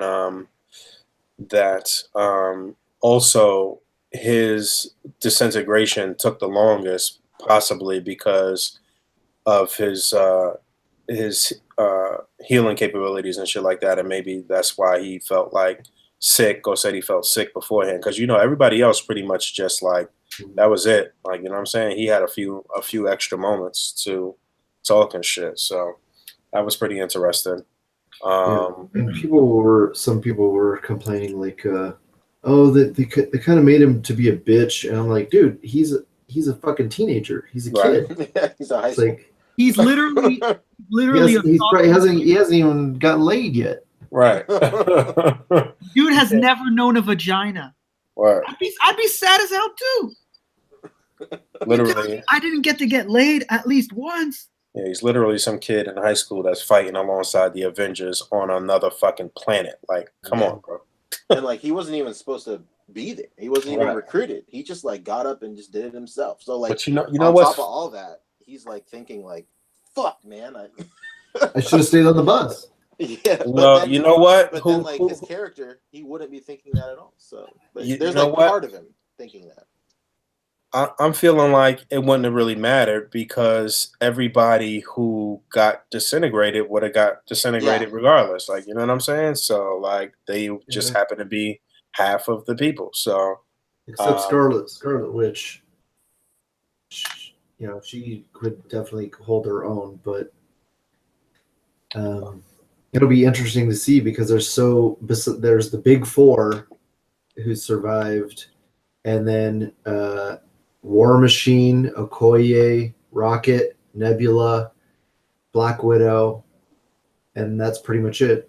Ant-Man and Wasp, possibly. We can assume maybe Ant-Man, Wasp, and Hawkeye, but you know those are pretty low-powered folks as well. Yeah, those are pretty weak cats. Yeah, so it's like it's gonna be really interesting to see how they're gonna pull off the shit with. Besides the big four, you've got Captain Marvel, and we're lucky we have Shuri now. Yeah, I can assume she's still alive. It's going to be, you know. You know what? I'm glad you brought that up because I'm wondering if they're going to explore Shuri becoming the Black Panther in the next movie. That'd be a good idea. Oh, yeah, well, he's dead, basically. Right. That was also a really, like, I wish it would have just been a little longer because it could have been much more emotional where Okoye is watching T'Challa disappear. Her face is horrified. Yes. Yeah. She's fucking horrified. She's like, what the fuck is happening? Yes. Yeah, definitely. Those moments. You know what else was crazy that I just thought about today? But yeah, everybody's the emotional moments were super emotional. They were well done. The acting at those parts was really well done. But I thought about the people that were on Titan fighting Thanos because he basically kicked their ass, took the stone, and went back to left to Earth and left them there. So they were just there. Like, fuck, he got away, whatever. They know where he's going. And then the next thing that they see is the other teammates fucking dying, being disintegrated and shit. So that was their moment to know that everything fucking failed. Not only did the people right there just die that they have to deal with that emotional stress and whatever the case may be, but Tony must have thought in his mind too, like, oh, fuck, that means that he got the other stone. That means all my other people are probably dead too. Like, you know what I'm saying? Like, them sitting there at that moment should have been like, yo, that you know, that should have been nuts for them to think about. So all of those people that's still on Titan, they have no clue what's happening. You know what I'm saying? So how the fuck they're gonna get off that planet too? Right, that too. It's like between Tony and Nebula, they might be able to build something to get them out of there. It won't be easy. My favorite scene. And I was gonna I was thinking about doing this as a contest on my channel, but I think it's gonna be too easy for people to guess. Is showing Gamora's origin story with Thanos. That was straight out of the comics, and that was really cool. To see. I like that. It was, and I like that too. Yeah, that was cool. Yeah, that was the best scene. My man Dre actually just texted me, and he was saying that he noticed that some of the movie trailers were kind of like comic book covers where they were like misleading, which is actually a really cool point. Yeah, I mean, yeah, if you think about it like that, that's definitely what it was. So they definitely threw you for a loop with all of those trailers. So, so what other like oh shit moments did you guys really like? Shit that really surprised you? I'm sure we all have one in particular that should be the same for all of us. Well, I knew kind of from the beginning, from when the first Captain America movie came out, that we were going to see Red Skull again on another planet. I knew that the Tesseract shot him into space somewhere, and we were going to see him again. I just didn't know in what context. So, it was kind of like, aha, you know, I knew it was going to happen. I didn't know necessarily it was going to happen in this film. So was kind of satisfying to see, like, okay, this is how they're gonna do it. What was the crowd reaction like in the theaters that you guys saw it in? Did everybody get it and see it at first? When I saw it on Friday night, it was a lot of like the theater that I saw it in on Friday night was not even fully packed. It was later, and it was a lot of like older people, not like elderly people or anything, but it was like it wasn't a lot of like young people in that theater for whatever reason, and I feel like it didn't even hit home for everybody at that particular point. I don't know if everybody got it, but yeah, what was the reactions like to some of these moments in the theaters that you guys saw it? Because everybody saw it more than once, right? I went to 2 viewings, and my first one, it's funny. It sounded like your first viewing. My first viewing was like older couples between the ages of like 30 to 40. And like it was really quiet. It was a really respectful theater because it was on Thursday, the day of the launch. So it was like, everybody was on pins and needles. Like not like even the laughs were not that big. They were just a very quiet crowd. Mm-hmm. And on Friday was when I went with a bunch of younger kids were there. Oh fuck, that's Red Skull. Yeah. Ooh shit. I heard like a few of those in my theater. And then sure enough, my brother, the loudest kid in the fucking theater. Who is that? And I look at it, I'm like, Miguel, that's Red Skull. You're embarrassing me in front of the Wizards. Right. Yeah, that was a really funny line right there too. My daughter got a kick out of the Squidward line from Tony. She was fucking cracking up at that one. That was super unexpected. Yeah. It was mostly teenage kids, like high school kids in my audience, and they were all pretty surprised when Red Skull showed up. I think what made the surprise even more impactful was that when you first see him, he's a floating cloak, and you're just like, oh my god, how fucking boring. Right. Yep. Fucking person in a black cloak. Yeah. Like the trespasses here, and then you see his face, and you're like, oh fuck. Yep. That was very well done. That was very well done. You reminded me about something when you were talking about the teenager. Oh yeah, a teenager, a kid in high school right now who's like 17 or 18 years old.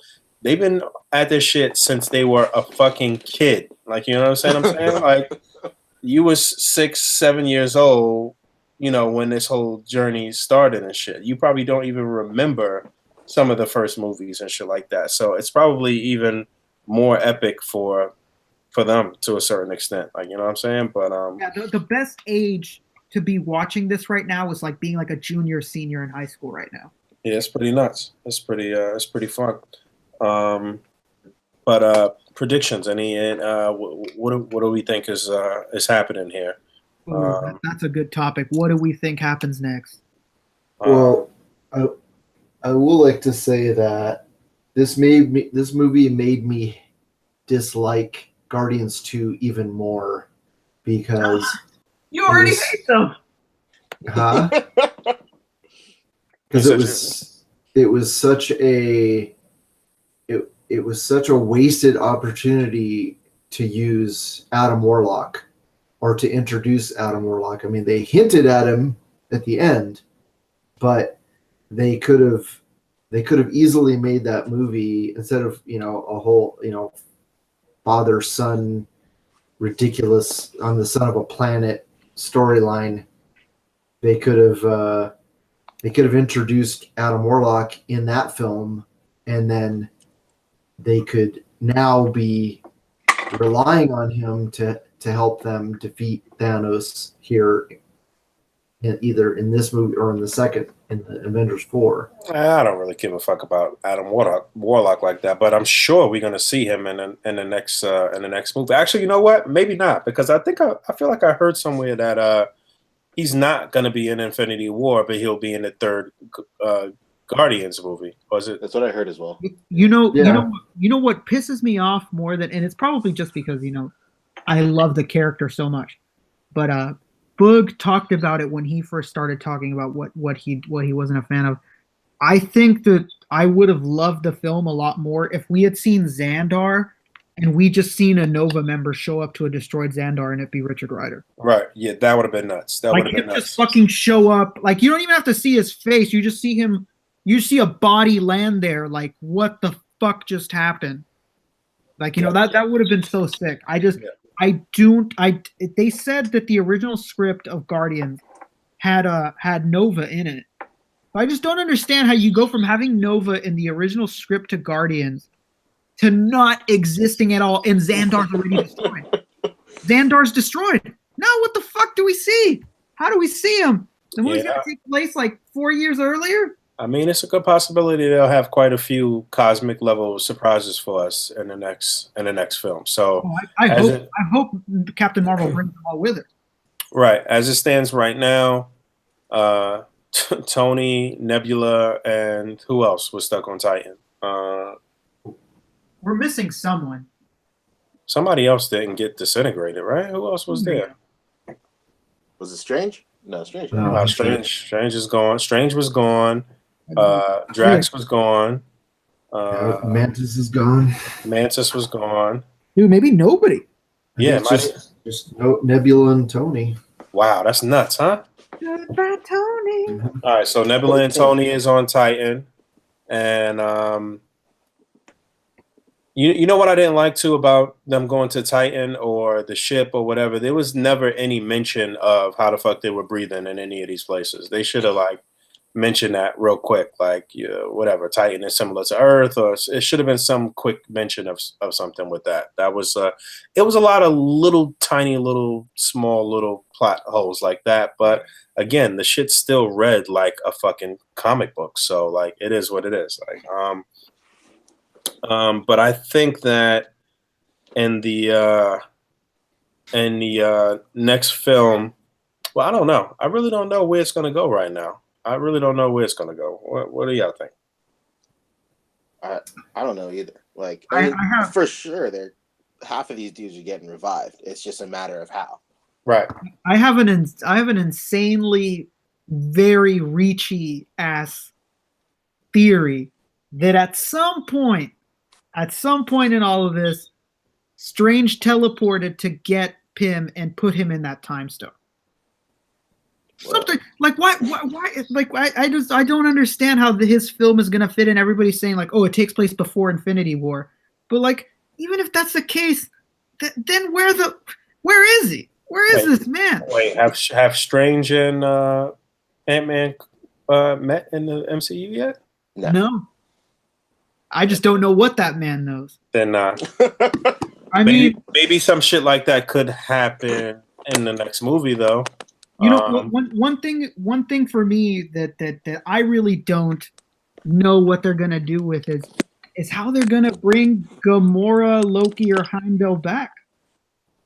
Right. I think we were discussing that too. Is that some of the deaths that we think that might stick? I think Heimdall will stick probably. Yeah, because he doesn't want to do this shit anymore anyway, right? Yeah. All it comes down to once they just gotta figure out a way to get the gauntlet from Thanos, and then once you have the gauntlet, you can do whatever the fuck you want. Right. I would be really annoyed if Gamora came back easily, because what the hell does it matter if you sacrifice the person that you love, but if you have other stones, dude, it doesn't matter, you can get her back. I don't want it to be that easy to get her back. Then what is the point of a sacrifice? Why is it so emotional? It makes me so sad. If when I have the gauntlet, I can just fucking snap her back. I'm thinking that at some point, Cap and Tony might end up having to talk to Red Skull about this whole Soul Stone thing. And Cap will see Red Skull again for the first time in 50 years or whatever the fuck it's been. I wish we could have brought him on here, but he said he was busy too. I really loved Witch Wan's idea for how they get Gamora, Heimdall, and Loki back. Well, what he said? He was saying that that Ragnarok is not even over, because you have to fight the serpent, and that he was saying that it would be sick if when Thor went down to hell to fight the serpent, he brought those three back with him. Oh shit, be sick. I was like, wow, that's a really good idea, because he has a point that Ragnarok isn't over, and that would be a cool way that's not easy to bring them back. Because if it was that easy, why is he so sad? Oh, I just killed the person I love, but I could bring her back once I have the rest of the stones, which I'm gonna have. You know, that like I would hate for it to be that simple to get her back. The rest of them make a lot of sense to bring back easily, but those three to me, especially Gamora, shouldn't be so easy to bring back. Damn, we had a lot of fucking deaths in this movie. Sheesh. Yeah, Yeah. there's a lot of shit in this film. I'd have to imagine that everybody that was turned into dust is going to be brought back with some way from the stone. I don't know how, but that. I mean, Spider-Man: Homecoming 2 is airing like 2 months or 3 months right after Endgame, so Yeah. there's Well, like I said, it's just a matter of getting the gauntlet back. It's probably going to be Tony wielding it. it's got to be somebody getting the gauntlet back, and see, and that's why I like those comic book stories, and that's why I was, because in the comics the only one who can defeat Thanos or who can properly wield the Infinity Gauntlet is Adam Warlock. And so it's like, well, why didn't they introduce him sooner? Bring him on board, and then he will appear in the next film, because Nebula is still alive, so they can use her for that plot point. Because at one point, Nebula gets the Infinity Gauntlet, and then I don't remember what happens, but then eventually Adam Warlock gets it and is able to reset. He just resets everything. Yeah, and I mean we've seen his egg be open, so I mean it's there. Be out. It's there. He's out in Barbados. I'm wondering if they're gonna explore other. If we'll see, even if it's just like a quick kind of scroll through of other star systems and other planets and stuff like that, and how it affected them when half of those populations were erased and shit too, and if we'll see other people come out of the woodwork that are pissed off at Thanos too, and got him from him and shit. You know what I'm saying?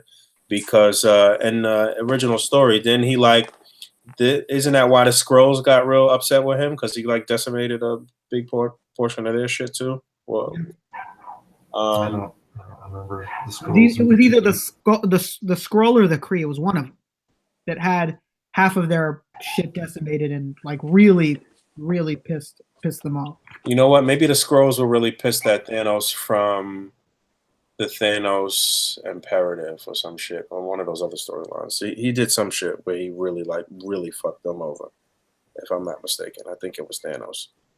No, I might be confusing things. That actually might have been the Summers brother, Vulcan.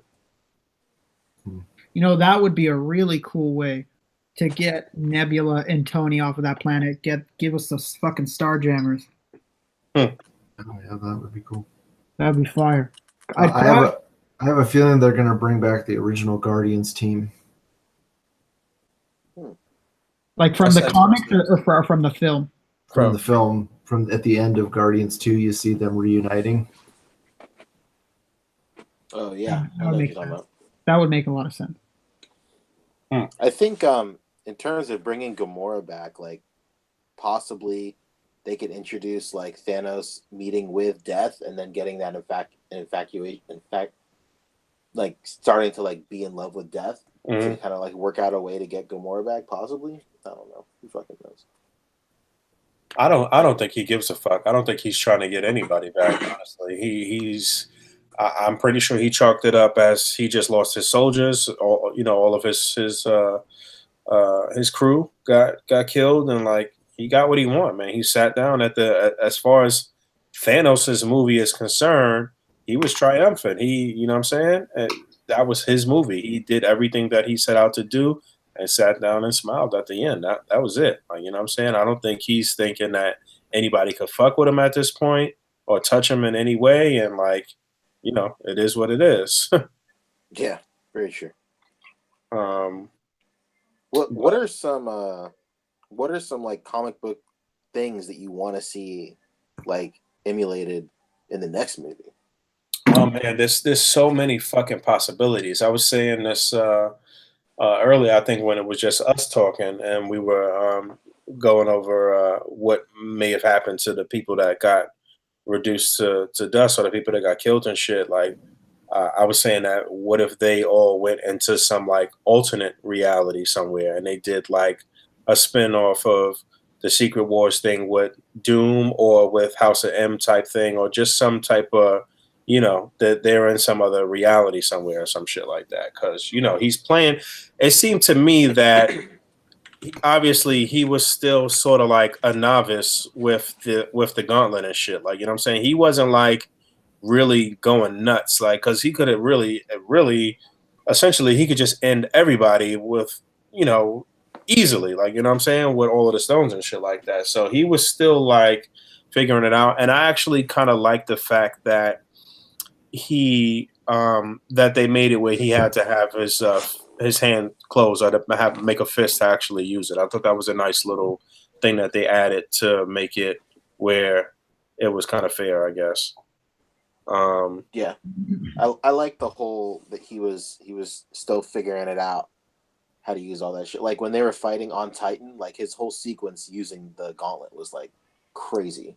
Yeah, and then like he even, I mean, like it's almost as if like he knows the scale of that gauntlet, but even as he's using it, he's like almost like low key surprised at the shit he's doing. It's like, oh fuck, that's crazy. What would be really cool is if like Boog said, they were in a different reality, but when they were brought back, it kind of brought other realities with them. Nice. Like, that's how we get the mutants or whatever. That would be really, really sick. Smart. That would be pretty nuts. Yeah, that would be pretty nuts. Yeah, if he altered the regular timeline in some way where, yeah, that's what happened. All of a sudden, mutants popped up or some shit. That would be crazy. But I don't know that they would convolute shit like that now. But again, we don't. Sky's pretty much the limit. Like Russo brothers really they really have a good eye and ear and like work ethic for this shit, man. They got this shit in the bag. So I think we're gonna see a lot of stuff in Captain Marvel. Right, but that's set before all of this stuff. But it could still definitely set up a lot of shit that will happen in part 2, though. Yeah, but I think they might like start the film in the 90s, but then bring her into modern day. Yeah, and then she might be able to recruit the Kree.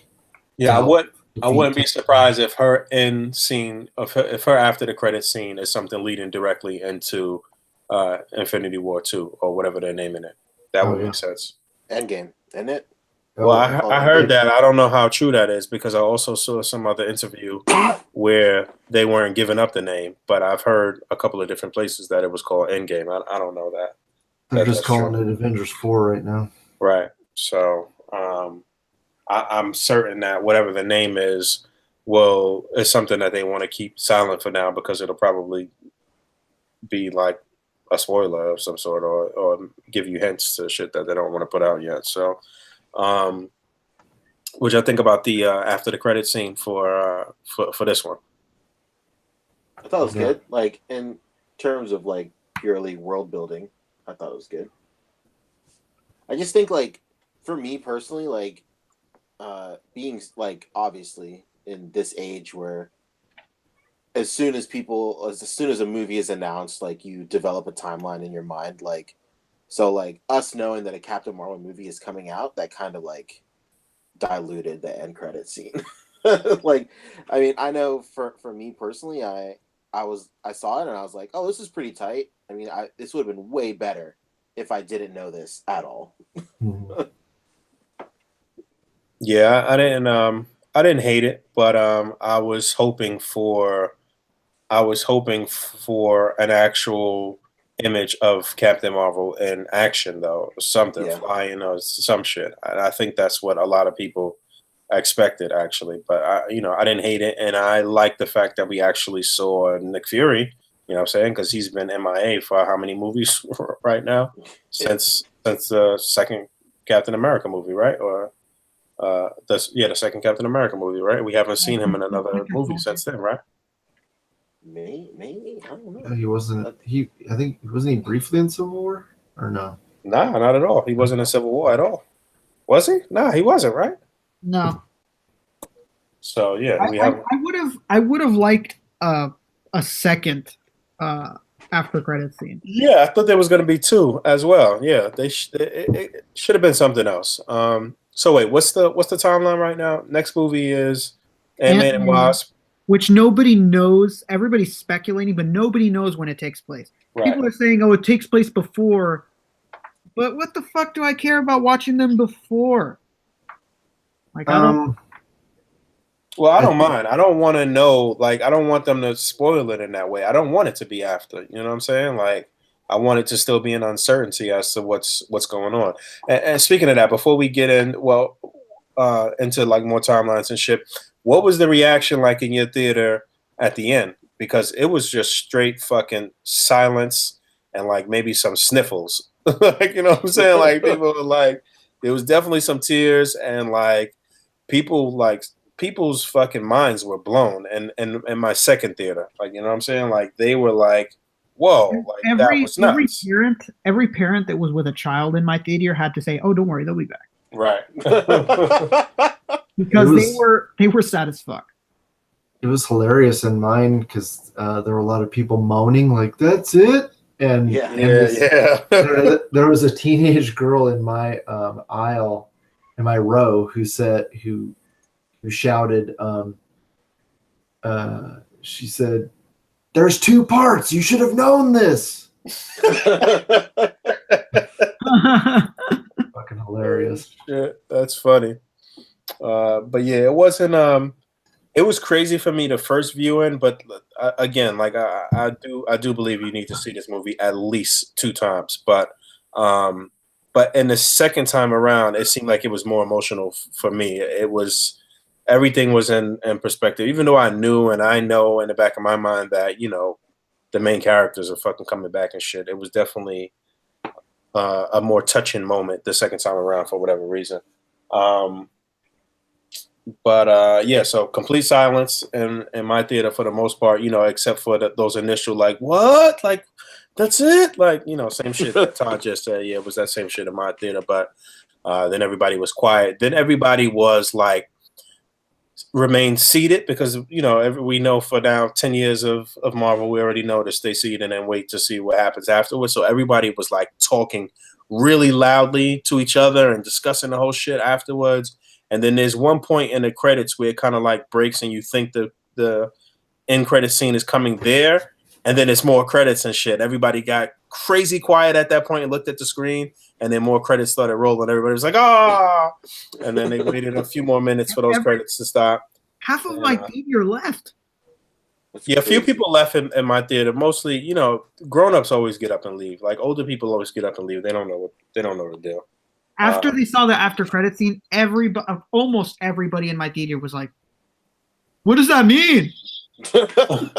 Yeah, there was definitely some people asking that in my theater too that didn't get it. What was that symbol? There was like there were parents with kids that were not like really young kids, but the kids had to explain to the parents at that point, like, "Oh, that's Captain Marvel's center. That's Captain Marvel's symbol." I would have loved it. Obviously, it's not the plan, but I would have loved it so much more if on that beeper we saw the 4. Hell yeah. That would have been nuts. I would have been like, "Is the next showing have any seats free? I'm sitting here again." Yeah, that would have been pretty nuts. I was almost hoping that they would fold the 4 into this movie somehow, like maybe a mention or something like that. Because like at this point it's all but confirmed. Like all the signs are pointing to it's gonna happen at some point. Somebody bought that fucking building. Yeah, that you know what? We had a discussion about Homecoming, like I think the day after it happened, and like that's the first thing I thought of. Like that's the fan, like they bought it. Like I've always been a firm believer in that. Yeah, it makes sense. It would definitely play right into things. So yeah. Anything else that stood out that you guys wanted to discuss? So we had 2 hours and 30 minutes. It was packed to the brim with content and things to see. Any little Easter eggs that you guys picked up on in the second time around, or maybe you watched one of these review channels and they pointed out something to you that you didn't realize? That Tobias Easter egg was nuts. That's all I care about, honestly. That went over my head completely because I'm not a fan of that show. Yeah, I mean, I saw somebody mention that we didn't really see what the fuck happened to Valkyrie or Cord, which I didn't think about until the second time and shit. And then Dave had actually hit me up and was like, "Yo, you should look and see if you see their bodies on the ship." But the scene had already passed when I saw the text. So yeah, I don't know what happened to Valkyrie or Korg. We're just supposed to assume that they just got killed by Thanos too, or the already deceased body of Meek. Oh no, he's dead. Right. So who knows what happens to any of those folks? Trying to think of any other. Are we to assume that the Collector is dead? Because that whole thing was Thanos fucking with the Reality Stone. Yeah, that dude may be dead. I'd really like to know where the fuck Red Skull is now. I'm guessing he's. Why would he still need to be a prisoner of the stone if Homeboy got the stone? So I don't know. It's weird. He's got to be somewhere else. But then again, who knows? Maybe Red Skull and Gamora are trapped in the stone or some shit. Who knows? I don't know. Yeah. I thought the switch up of Bruce Banner taking the place of like Silver Surfer in that scene where he's like, Thanos is coming. I thought that was really cool. Yeah, that was dope. Super. I was watching somebody's review and they mentioned, and I was like, why the fuck didn't Hemdall just save Thor at that point and send him? You know what I'm saying? But yeah, that the was. Hulk isn't even the Hulk anymore when he saves him. He's just Bruce. Fuck Bruce. I mean, that might be part of the reason why he did it. I guess he felt like, all right, fuck it, Thor, I'll hold his own. Thor will be all right. I don't know about Bruce. But it's really cool that the Stormbreaker has the ability to summon the Bifrost. Yeah, that was cool. That was a nice touch. I didn't really particularly care about the whole Groot handle thing because I didn't feel like that was like as strong as it could be. It's just wood. Like, you know what I'm saying? Like, I don't know. There's something about that just didn't sit right with me. I don't know. I mean, if anything, that's just a way to guarantee that Groot will come back. Right. I was thinking that too. I'm glad you said that because I was like, is that actually something that they could pick off to get Groot back now? I think so. What I'm thinking is what might actually happen is whatever they do to reverse everybody getting like dusted away, like maybe like they'll only be able to bring back like certain people. So like people like whose contracts are up or who don't have any more plans in the MCU, like those characters will stay dead. And then in that batch, Groot will be one of those characters that stays dead, but then Thor will just break off a piece from Stormbreaker and then just grow a new Groot. Or damn, he got to start over fucking again, huh? I know, right? Never gonna get adult Groot. Right, pretty much. Yeah, you know what's funny? They were showing a bunch of Marvel movies on TV all day today, actually, and the first Guardians movie came on. And I'm like, damn, Groot was a big motherfucker as adult Groot. Like, you know what I'm saying? Like, but yeah. Vin Diesel wants too much money. Is that what it is? No, I'm just being the devil's advocate. Dude, I didn't know that I was so hyped for the movie before it came out that I watched like every single appearance of these people on talk shows. Mm-hmm. I did not know that. I mean, I remember he did it once, but fucking Tom Holland spoils everything. And I didn't know. Did you know that Tom Holland actually didn't shoot any scenes with anyone? He says in all these interviews, like, they wouldn't let me shoot with anyone because I was never allowed to see the script. I only saw my line. So he's Jesus. like, dude, half the time he's like, I'm talking to no one. He's like, I'm almost never with no one. He's like, I don't know who I'm talking to. He's like, They while I'm can't trust filming him. he's like, right before the scene is filmed, they tell me say this name because Well, they don't even want me to know who I'm talking to. I was like, Yeah. what the fuck? If you think about how the movie, all the scenes from the movie, it's very likely that nobody really knew too much of anything aside from like maybe Cumberbatch and Josh uh, Brolin. right. Apparently, when I was watching the interviews, there's 5 people that read it.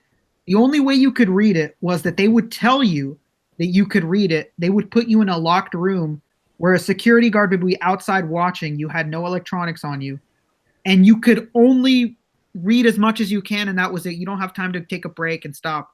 Right. And apparently, Robert Downey, Hemsworth, Cumberbatch, whatever the fuck the name of the guy that plays Vision is, and what's his name, Chadwick Boseman, were the only people that read it.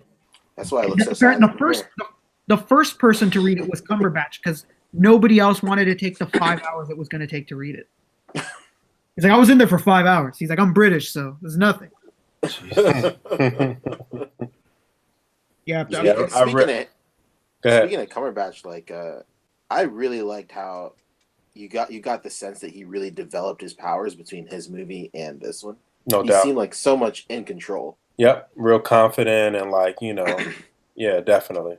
I mean, like it's I think they've done a good job of showing why the Avengers are labeled the Earth's mightiest heroes and shit, because they do this. Like, you know what I'm saying? Like, it's like, yo, this is what we do. We save the Earth. Like, we not street level. Like, we are the big leagues. You know what I'm saying? So all of them have a certain confidence to them, you know? But yeah. But yeah, Strange, man, he was probably one of my sleeper favorites throughout the whole movie. He just, like, all of his parts were just fucking cool. I went back and I watched Strange like the next day at work. I was like, the Doctor Strange movie. Yeah, I went back and I watched it. I was like, yo, I like this movie way more now. Yeah. Such a great film. You know what?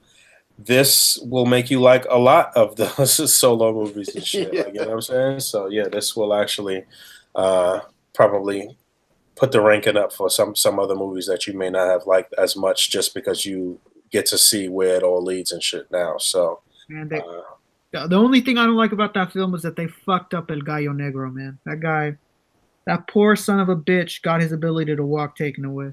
who?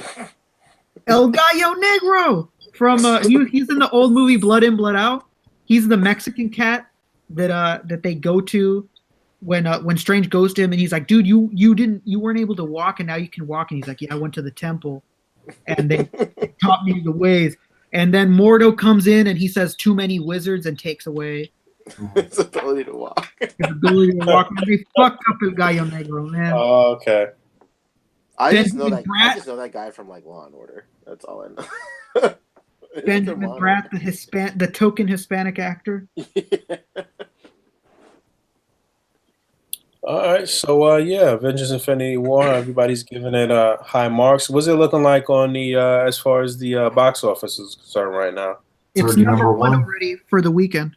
Yeah, number one weekend. Well, I mean, they not up against shit right now. It's nothing that could come close to fucking Avengers that's even out in the theaters right now. No, we need number one. We're talking about of all time. Oh, all time. Okay. The number one overall grossing weekend of all time. Okay, got you. All right. Yeah, It already made surpassed more. Star Wars. What the hell? The episode 7.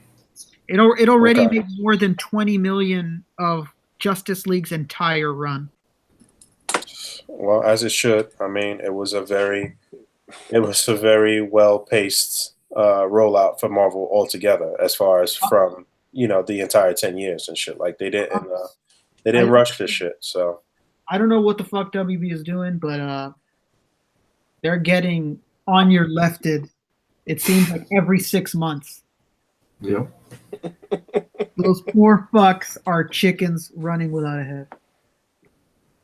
God, yeah. I'm so glad I'm not a DC fan. I'd be fucking crying right now. You are, because I just get sad. I look at these films and I'm just like, fuck, man. What are we gonna do? Fucked. There's so many films coming out. What are we gonna do? They're already filming Captain Marvel, and we're gonna have Aquaman already. They claim, oh man, the trailer looks great. Oh well, doesn't bode too well. You know what? DC's got a fucking uphill battle at this particular point. I think that this film is so good.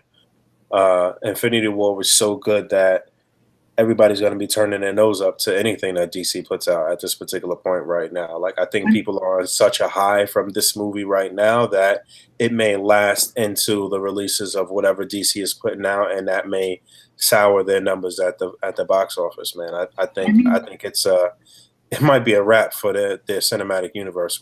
Let's just compare let's just compare the most basic thing. We don't have to sit here and just dog on them. We can just the most basic thing. Justice League. Look at that villain. Infinity War. Look at this villain. Yep. It's a joke. It's a fucking joke, man.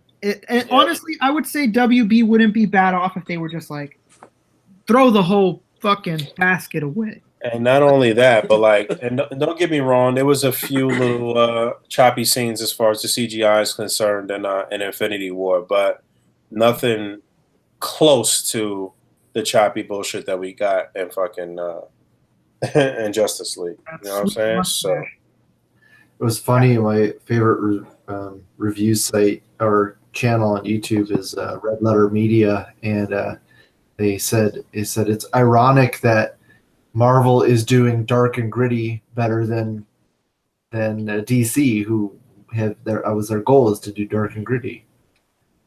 Yep. In their own game, they were slapped away, and people wouldn't be this mad or this upset or annoyed with DC if it wasn't because they have the potential to be just as great. And it's like, at what point do you just look at what Snyder did and anybody else who was involved? Let's just not all blame it on that idiot. Blame it on everyone. Like, at what point do you look at it and just go, fuck this, man, let's start over? And because it's just, it's too much. Yeah, you have cool stuff. Like Wonder Woman was a great film. Let's not kid ourselves here. That was a great film. But everything else is questionable. I mean, I know there's people that still love Justice League. There's people that still loved BVS. I get it. You love what you love, but let's be perfectly real here. The populace completely disagrees with it. Like they do. The numbers don't lie. The populace disagrees. And it's just a fucking mess, man. It is a mess. And I really wish to just wake up one morning and hear like they threw it all away.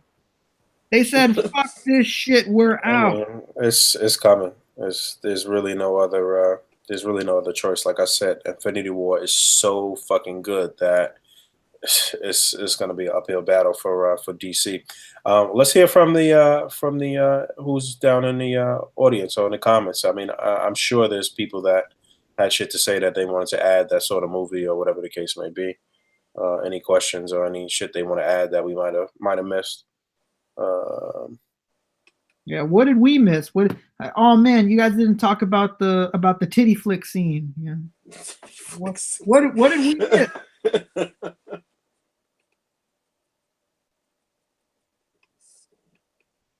Todd, while you stepped out, like while you disconnected, I asked, what's like a scene from a comic book that you want to see in the next film, like that you want to see on screen? It was Todd. Todd's not even in here anymore. Yeah, I think he might have. Man, fuck you, Todd. God.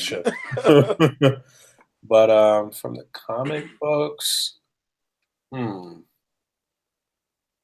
I guess. What was you gonna say? I guess we kind of already got the Captain America. Well, no, we didn't get the like iconic Captain America facing off with Thanos. Really, I mean, we got a little moment, and you know, everybody thought Captain America was a goner for sure. Yeah.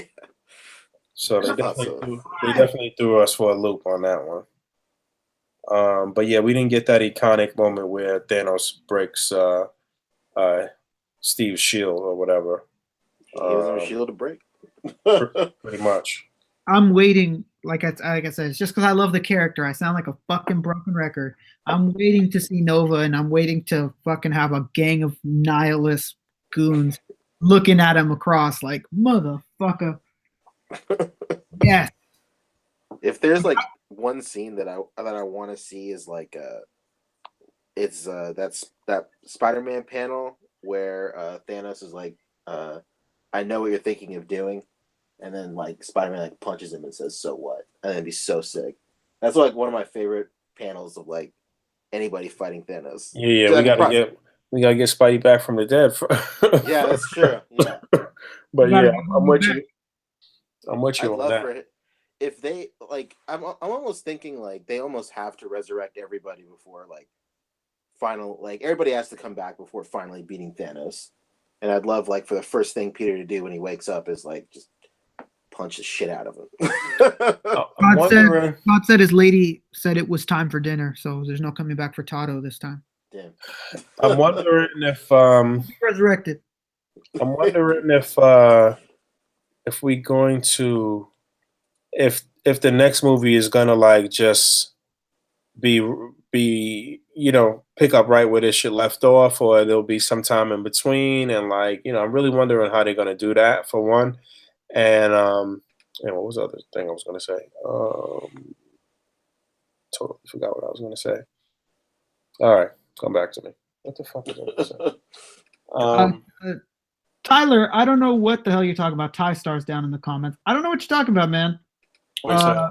He's saying we haven't talked about Iron Man's new OP level. Iron Man got decimated, my friend. He was getting his armor just ripped off like Band-Aids. Oh, when he say OP, you mean overpowered? Yeah. Oh, okay. I don't know what you're talking about, man. He got fucked up. I don't know that. Well, I did see some people say that he held his own against Thanos better than the fucking Hulk and shit. Which I mean, if I tell you this, if the Hulk was inside of Veronica, he would have lasted just as long. That's true. But I mean, Hulk dude had a layer over his body, and as soon as the layer was gone, he was fucked up. There was blood coming out of his mouth. He was as dead as a fucking doornail until Doctor Strange was like, "Wait, take the stone." A Mad Hulk against Thanos without the gauntlet, then there's no contest. But or at least they would be evenly matched at the very least. But yeah, Iron Man definitely had one of the best one-on-ones with Thanos. I don't know if I would say that he was overpowered, but I mean, he got killed. So really, like, I mean, he would have been dead if Strange didn't bargain for his life and shit. Pretty much, Thanos beat him. Like, you know what I'm saying? He put up a good fight, sure, but Thanos beat him though. So yeah, he was, and it is literally just because it was the nanotechs coming back. It's like he ripped off a Band-Aid, but there was a bigger Band-Aid under that Band-Aid until he got to the skin, and it was like, well, fuck your Band-Aids. Yeah, he was definitely. He held his own. He held his own. Don't get it wrong. He didn't get squashed, but he was not as powerful as. And you know what? They threw us for a loop even with that one scene with Thanos punching the hell out of Iron Man. It didn't really go down quite like that scene that they showed in the trailer though, because they had Iron Man looking like a straight bitch, and he just took the hit. Like, you know what I'm saying? Like, it wasn't really like that in the movie. Yeah, it was like mid-fight. Like when he got punched, I was like, all right, I guess it's over. Right. But then like he just like flew away, and I was like, oh, tight. Pretty much. Great. Oh, yeah, great. That is another scene we missed. I'm sorry, I'm reading the comments. That's another scene we missed that was good. That whole emotional, fine, Gamora, I'll kill you, and then it's fucking Bubbles. Word. That was a dope scene too. Yeah, that was cool. I mean, even though I know everybody was fucking mad as shit at Star-Lord when he started hitting Thanos and shit, I still thought that scene was like real as fuck. He just started gun butting the shit out of him. Like, I thought that was fucking hilarious. Stop resisting. Basically. Yeah, and it was real. I was actually having a discussion on Dallas's post earlier. He was mad at Star-Lord fucking everything up, and I was saying he had to have fucked everything up. I think that was the point, that this is the only way they survived, eventually at least. Yeah, we didn't really touch on that, but like I'm pretty sure that some people are forgetting that Strange pretty much saw all the outcomes and shit. So this is the outcome that he saw. That was the one out of however many possibilities that would actually work, was that they had to initially lose. He had to give him the stone, and they had to lose, and he must have saw something in that whole skipping ahead in the future that showed this outcome. He probably saw Captain Marvel. He probably saw all of this shit that we gonna see in part 2, and that he probably won't play a part of. I don't remember if in the OG comic where Strange was throughout that whole shit. I don't know, but yeah, man, pretty interesting stuff. Any other questions or comments down there? Yeah. What else? Anybody else feel like Corvus Clave was a missed opportunity? I guess so. He was like the least touched on of all. He basically got fucked up no matter who he fought. It wasn't like Proxima or Ebony Maw where they really held their own. And you know what I didn't like was, you talk about overpowered. Black Widow should be fucking dead.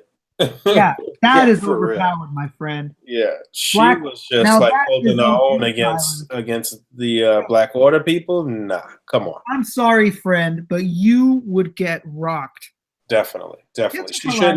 She shouldn't even be able to block anything. Like, you know what I'm saying? Like, she shouldn't even be able to block a hit. Now, I did like when the three of them took her on in Wakanda, though. That fight scene in particular was looked really cool, though. Oh yeah, it was dope. As ridiculous as it was that she was doing so well, it was dope. Right. You know what I'm saying? Like, no, you have zero powers. You have nothing. Like, you know what I'm saying? She was holding her own against Scarlet Witch and Vision. Right. All of a sudden, Black Widow's at that level. No, man, get out of here. No. Yeah. So. No way, friend. That was overpowered. But oh yeah, Vision got brutally fucking murdered. Yeah, you know what? And that shit kind of pissed me off too. Vision spent like pretty much the entire movie holding his stomach. They fucked me up, man. Right. He's telling everybody the story of him getting jumped and not looking for retro. We needed a little more context into why he was so. I mean, he did mention, all right, he got stabbed with the blade, so he can't, phase and whatever. But like, I don't know. And he was still fighting a little bit and shit, but I don't know. The transitions from fight to fight was still very, very cool. And I did like Vision and Scarlet Witch's fight against those dudes. But again, it was cool to see Captain America and these guys coming in that part. But like, even that whole squad, aside from Captain America, had them on the ropes. And it's just like, nah, not really. They was just fucking up Vision and Scarlet Witch. Like, they should easily kill y'all. You know what I'm saying? So, I don't know. What's this? All right, we talk spoilers forever. Let's take a couple questions and we're gonna get out of here. Cool. Let's see. Yeah, let's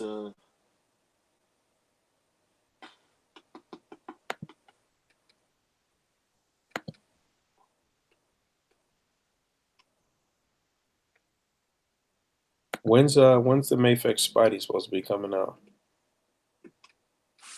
Mafex Spidey. Let's take a look. Hold on.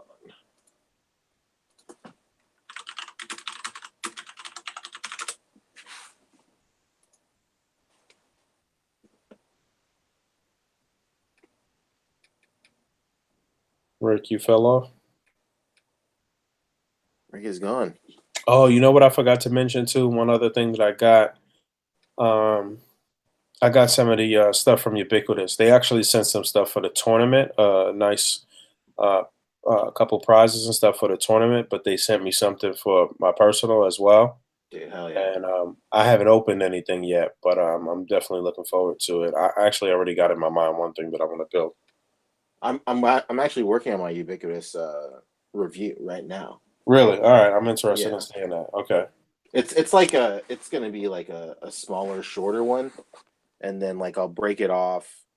Like I'm basically the review is just gonna be like the possibilities of the set, and then like I guess I'll do more displays across other shows like Post Game Easy and stuff like that. No doubt. I didn't. I haven't seen any reviews yet. I haven't really sought them out or anything, but I haven't seen any reviews yet.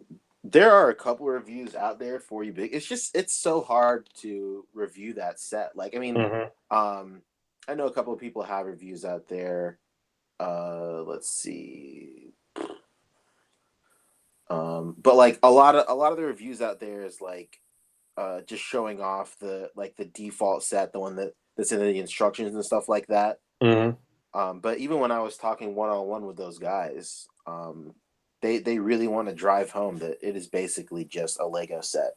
Right. Build whatever you want. Like build what you want. Yeah. Almost like don't even pay attention to the instructions at all, except for basic functionality and stuff.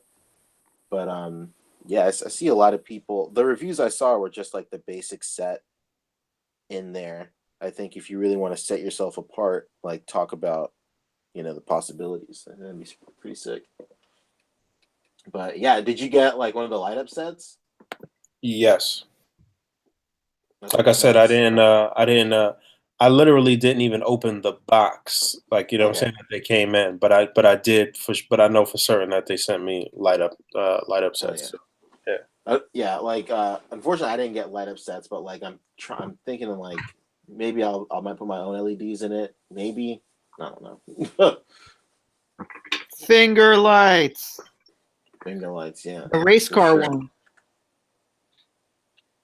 All right, we don't got no questions on there. People just hanging out. They don't got nothing to ask. Let me look at the questions right now. I actually looked away for them for a second. So let's see. A lot of the questions are just pertaining to Infinity War. Like, what do we think? Yeah, it's mostly people asking about Infinity War. Somebody's asking, do we think the 2 other Blackwater members will be Legends? I fucking hope so. I don't know, but I hope so. I hope that we get a Legends set of the OG comic versions, actually. Yeah, be sick. I really hope we get the comic versions, because if you don't know, that's where that came from. That was directly from the comic books, except that they changed up their names, a couple of their names a little bit. Well, at the very least, we have 1/4 of the order taken care of, because Cull Obsidian / Black Dwarf looks exactly the same almost. Pretty much, yeah. You just repaint that a bit, not make it as dark, a little lighter, because he looks lighter in the comics. He doesn't look as dark. Yeah, he looks sort of like I don't know. It's almost like a mustard color, and not like like a brown mustard. Yeah. In the comics, right? He looked. Yeah, in the comics. Yeah. Somebody mentioned also that who was that dude, the rock dude in Ragnarok? Korg. Yeah, Korg. Like he's kind of like the same color scheme as well, correct? Yeah. People are saying that like they are trying to stay as far away from that color scheme as possible, because they don't want to confuse anybody with Thing, because they're saving that color scheme for Thing when they eventually get folded into the MCU, which makes perfect sense. Like, because you don't want like a bunch of rock dudes floating around the same color as Thing, and then when Thing pops up, they're like, "Yes, another rock guy." Right. Yeah, that makes sense. That definitely makes sense. But another thing that I forgot to mention was I thought that it would I was going to say, I lost it again. All right. It'll come back to me. Mafex Spidey is February next year. Oh, February next year. That's right. Yeah, it was a long way out. Right. Okay. Long way. It's crazy that they got all those promo images like that, and it's such a long way out, though. Yeah. Oh, you want to touch on Photo Combat real quick while we get people? Oh, yes, absolutely. All right, so Photo Combat is currently going into its 4th round. Fourth round. Now. All right, so if you don't know, Photo Combat is an annual event that we do. It's a photo-based display competition where you submit photos based on a specific theme. All of the themes and the dates and that you need to put out your entries are given to you immediately when you sign up. So everybody that signs up for the competition has to pay an entry fee, and from that entry fee,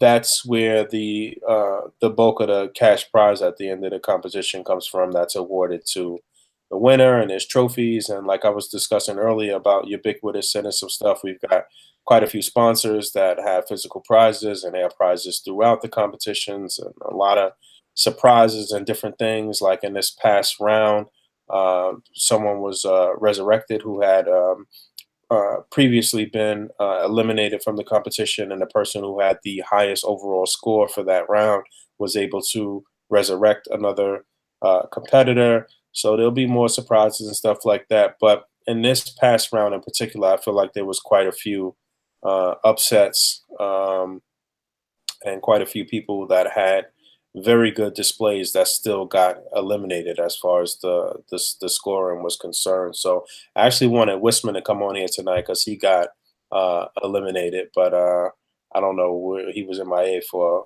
some hours, and it looks like he just came back online recently. Yeah, I really want to go back and look at who beat Whisman, because I can't believe that guy lost. Right? Actually, yeah, Whisman was facing Henry, and I'll be a little I'll be candid. I'll go over a couple of shots right here. I guess I'll give this 15 minutes right now, and we'll close out at the top of the hour. But I wasn't. And just to give you guys a little more insight, there's 8 judges. Each judge is judges are paired off in twos to score all of the contestants from each bracket. So the competition is sort of like an NCAA style competition where there are brackets and you match off against people from your region or whatever. So there's 4 regions. There's black, yellow, red, and green, I guess. No, black, yellow, red, and orange. So the judges are they basically score one region. Every 2 judges score one region basically. And in this last round, we actually got mixed up. So the region that you were in originally, or the people got mixed up. So they got switched out of the region that they were in, and it was a little shakeup with that. So let me see here. The scoring system, there's 5 categories. There are 10 points in each category. It's posing, composition, and what's the third category? I'm sorry, tangibles is one category, which breaks down into your props and backdrops. And I'm sorry, staging is your props and backdrops, and tangibles is your effects and your cutouts. And then there's one other category here, posing, composition. I'm sorry, I'm a little tired, y'all, but I'm looking for the entries from this round so I can bring them up on screen. So yeah, getting back to Whisman, I didn't score that particular bracket. And Whisman faced off against Henry in this round. I thought Whisman had the better overall display, in my personal opinion. But I guess it scored the way it was scored. Henry won. If it's my understanding that Whisman put in a late entry though, so he was docked points. Oh, okay. So I think that's how he lost. But yeah, let me bring up some of these matchups. Damn it, Whisman. The scoring is posing, composition, concept / creativity. Right. Okay. Staging, yeah, the concept tangibles. and the creativity. Gotcha. Okay. So yeah, let me bring this up. 1 second. Let me share my screen.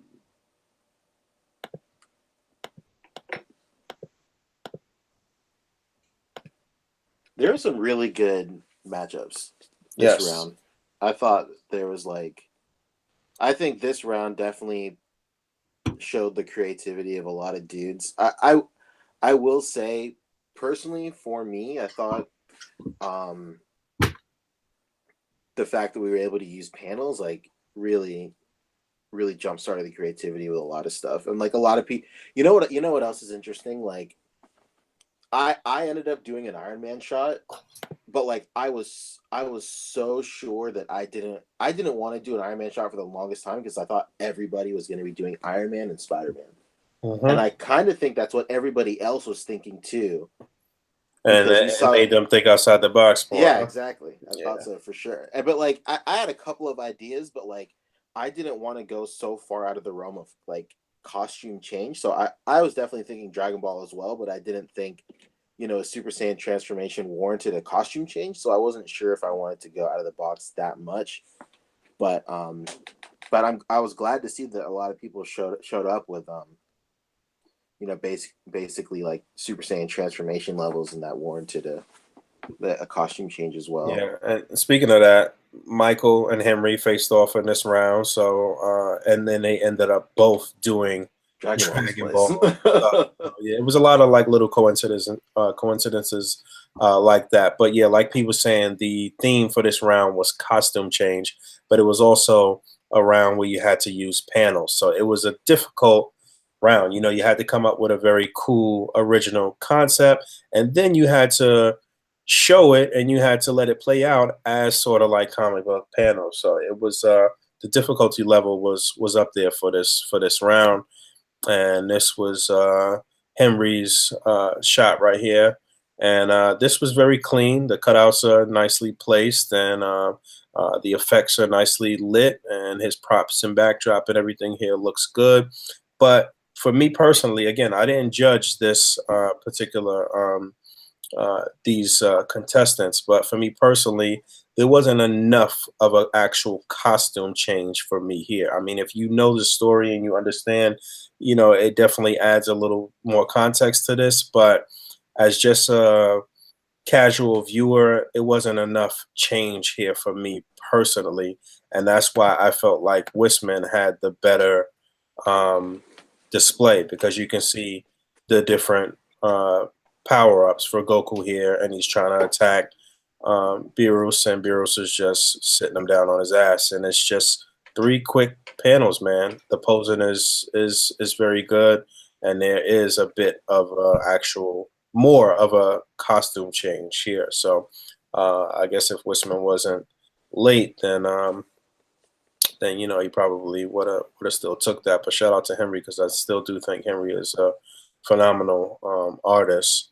I don't think I remember skimming through some of it, but I don't think I saw people doing the 2 that I hoped we would have seen. I hope that somebody would have had the Mattel Motu figures and would have done Battle Cat and no, there was one actually. Oh, there was.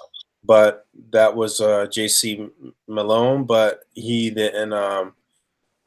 He had a no-show, so it didn't even matter. And I also would have loved somebody using a Mysterio for him to like morph into something else that obviously isn't real. Like, yeah, that's interesting. We didn't see that at all. Would have costume changed into a giant fucking dinosaur or something like that. Would have been sick. Yeah, we definitely did not see that at all. Let me try to find this. Yeah, here's the Grayskull one. This was actually part of my bracket, and even though the person that he was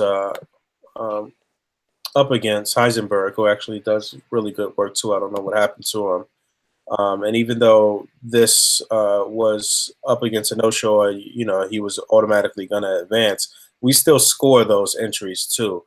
And I didn't give this the highest scores because the posing was pretty stiff. It's not much that you're going to do with a Motu character, but when I'm looking at something in particular, I'm looking at how things progress from panel to panel. And if you're looking at this this third and fourth panel, I just kind of wish there was just a little bit more variation here.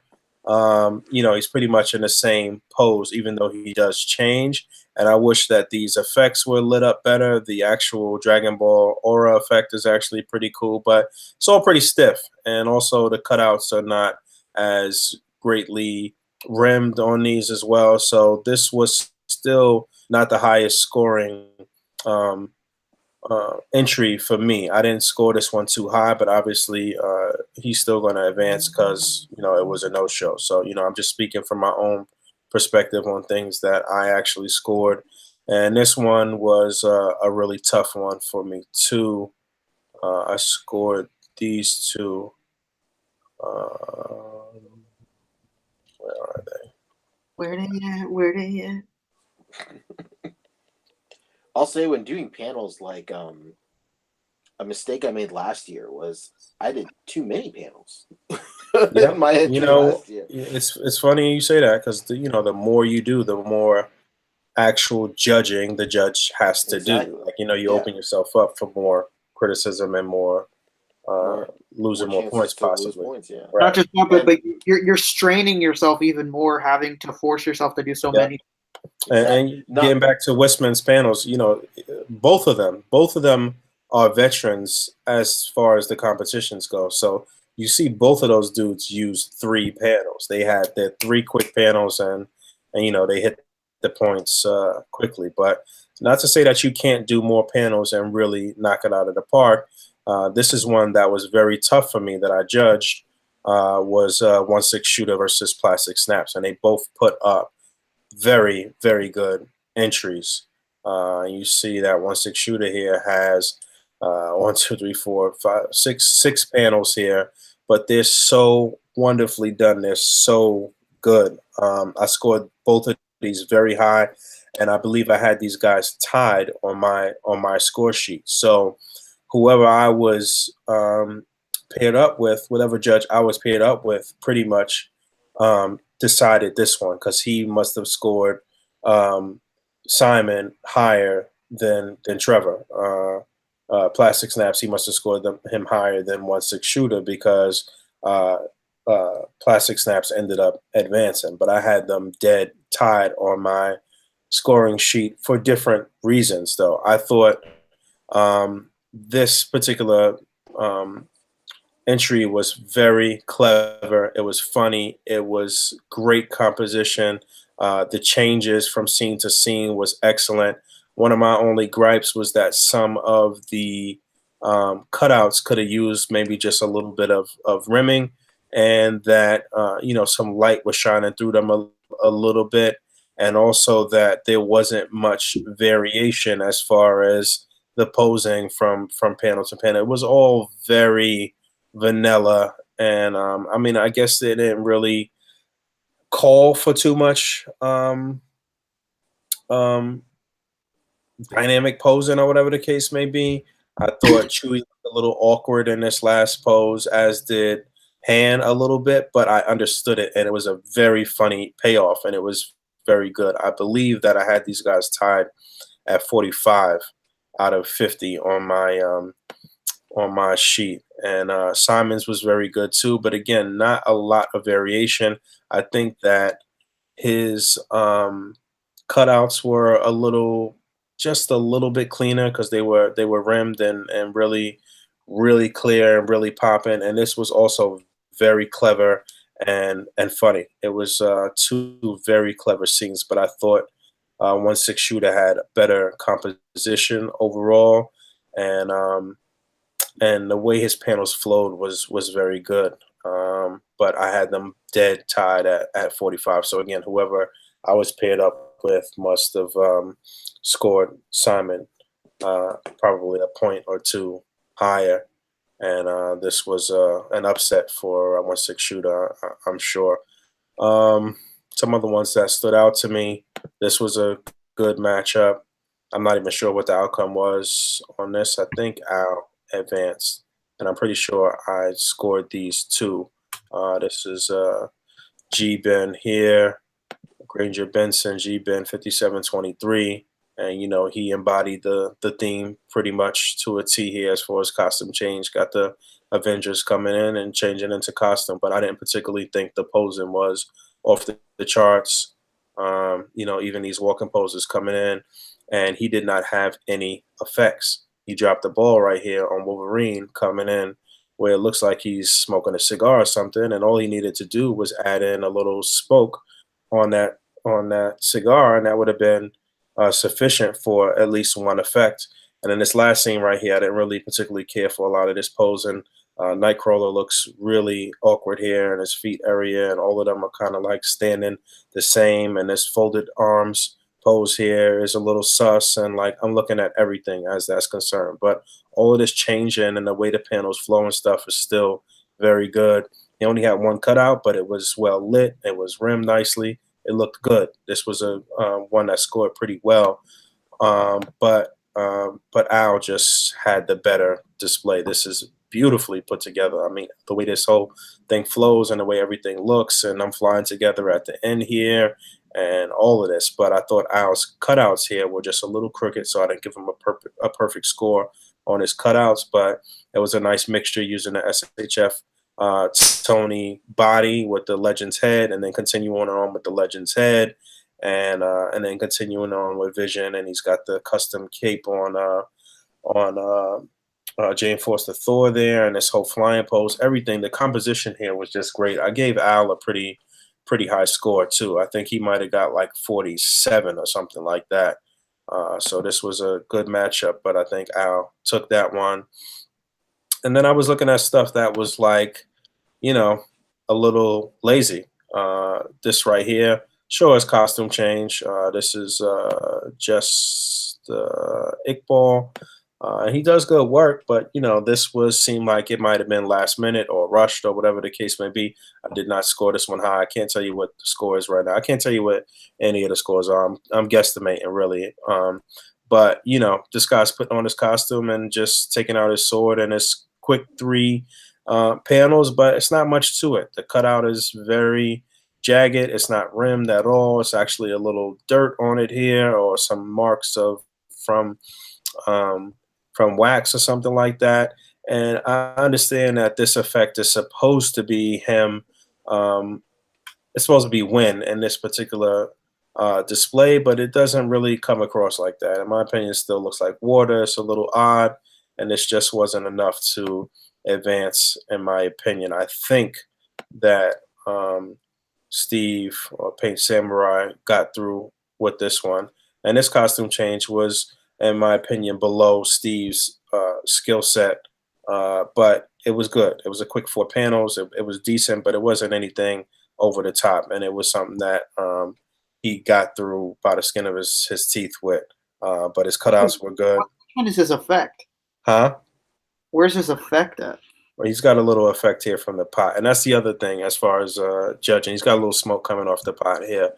You gotta like, I go over everything 4 times over, 4 or 5 days or the 7 days that we got. I'll score top to bottom, and then bottom to top, and top to bottom, bottom top again. And I don't even tally up my scores until the last day. So that way I don't even know who's going to advance. I just score them accordingly, and then I tally up the scores and see what it looks like. And if it's tied, then I'll go back and try to see if I can give somebody another point or take a point away from somebody. And getting back to that matchup with Simon and Trevor, I just couldn't see where I could add or take away from either one of them. And I said to myself, hey, if Al has them dead tied as well, then we'll decide it in the vote. And I know that I wasn't wrong in my scoring, but he gave one of them the advantage, I suppose. This one was really funny. This was from Punka Mike versus Jason Alvear. I didn't particularly care for this, but I didn't score these. But all his cutouts look very jagged, and there's light shining through them. It's just not as clean as it possibly could be. A little sloppy here. His effects is not really lit up. If I was scoring this, I would score this pretty low. And Punka Mike just had a better, more funny, put together sequence of events here. Very, very funny. All his cutouts look very clean. The composition was clean. Everything was well lit. And I think in the past I've talked to Mike about some of his stuff being a little dark, and it looks like he really worked things out here, especially with this light coming through the window here with Cyclops. It looks like that might be natural light. But if I scored that, that's stuff that I would have looked at. Let me think. Let me try to pull up something else that I scored. This was a tough matchup too in the red zone. And this was Weapon X versus Rico Chisto. And Adam here had a very cool set of panels. Spider-Man busted in, throwing his bag, hitting Mary Jane. That was pretty funny. And he's just changing and he's out.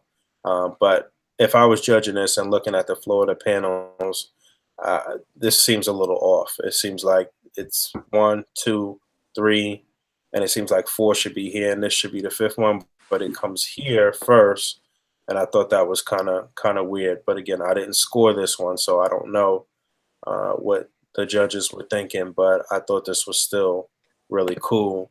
But Reco's panels here were just very, very clean as far as the composition. It was really, really nicely lit.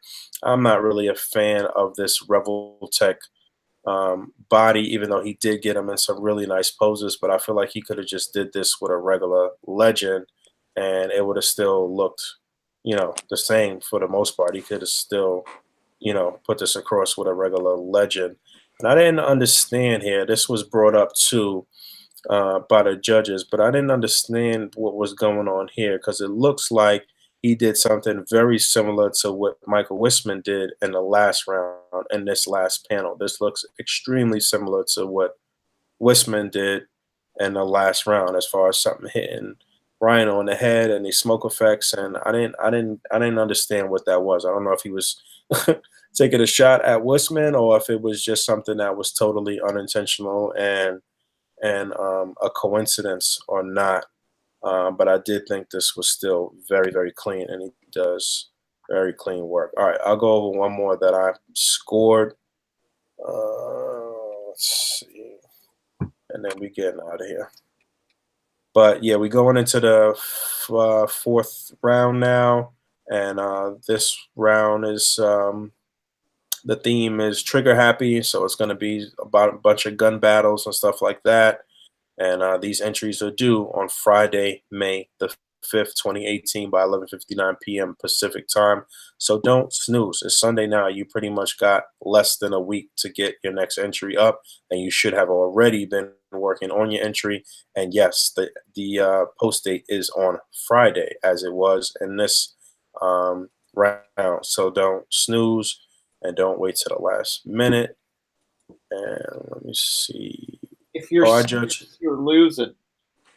I judged this one too, and this was cool, but it wasn't much of a costume change. If he wanted to really, really show this costume change, he should have shown more of this guy without the costume on, like sort of how Weapon X, sort of how Adam had in that scene with Spider-Man, or how Rico had in that scene with his Spider-Man, like actually really changed, and he should have went the distance and got like a body coon or whatever the case may be. I didn't particularly score him too high as far as the posing is concerned.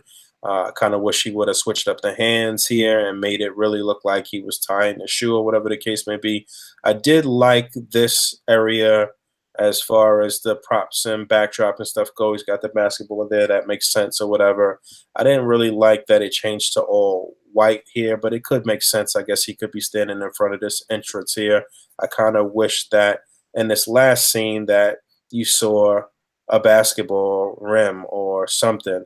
And this was a little overexposed, so, the composition suffered there, and his posing suffered. And I counted this whole thing as part of the posing as well, with the shirt not being totally down or whatever the case may be. All right, he changed. He should be all clean and ready to go. His clothes shouldn't be disheveled and messed up.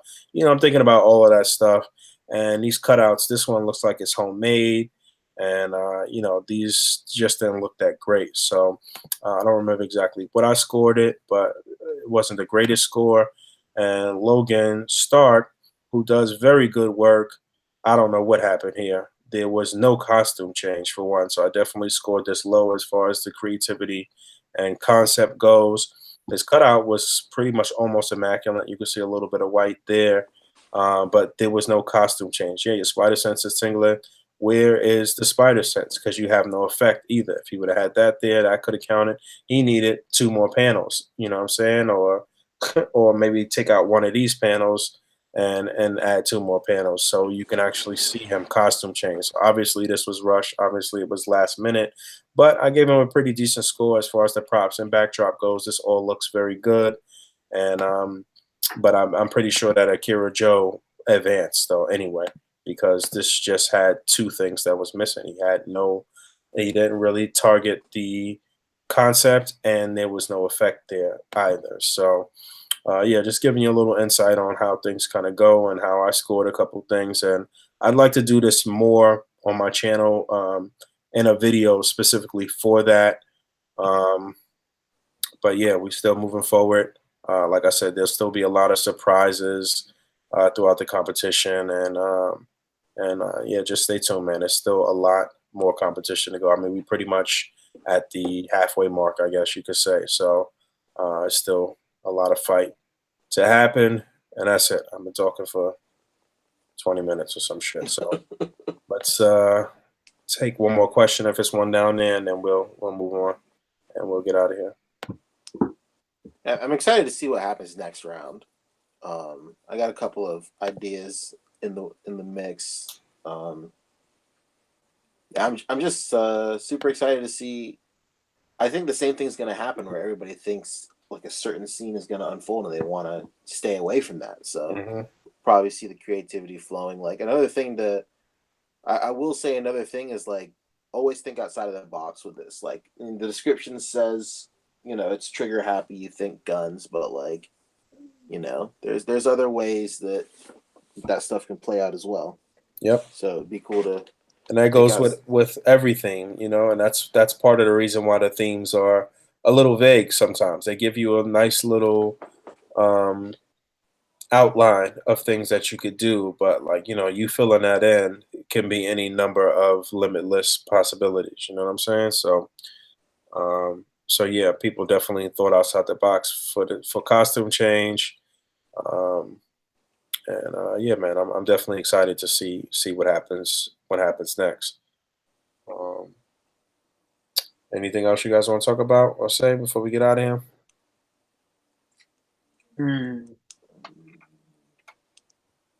Want to profess your love for anyone, or marry, or propose to anybody?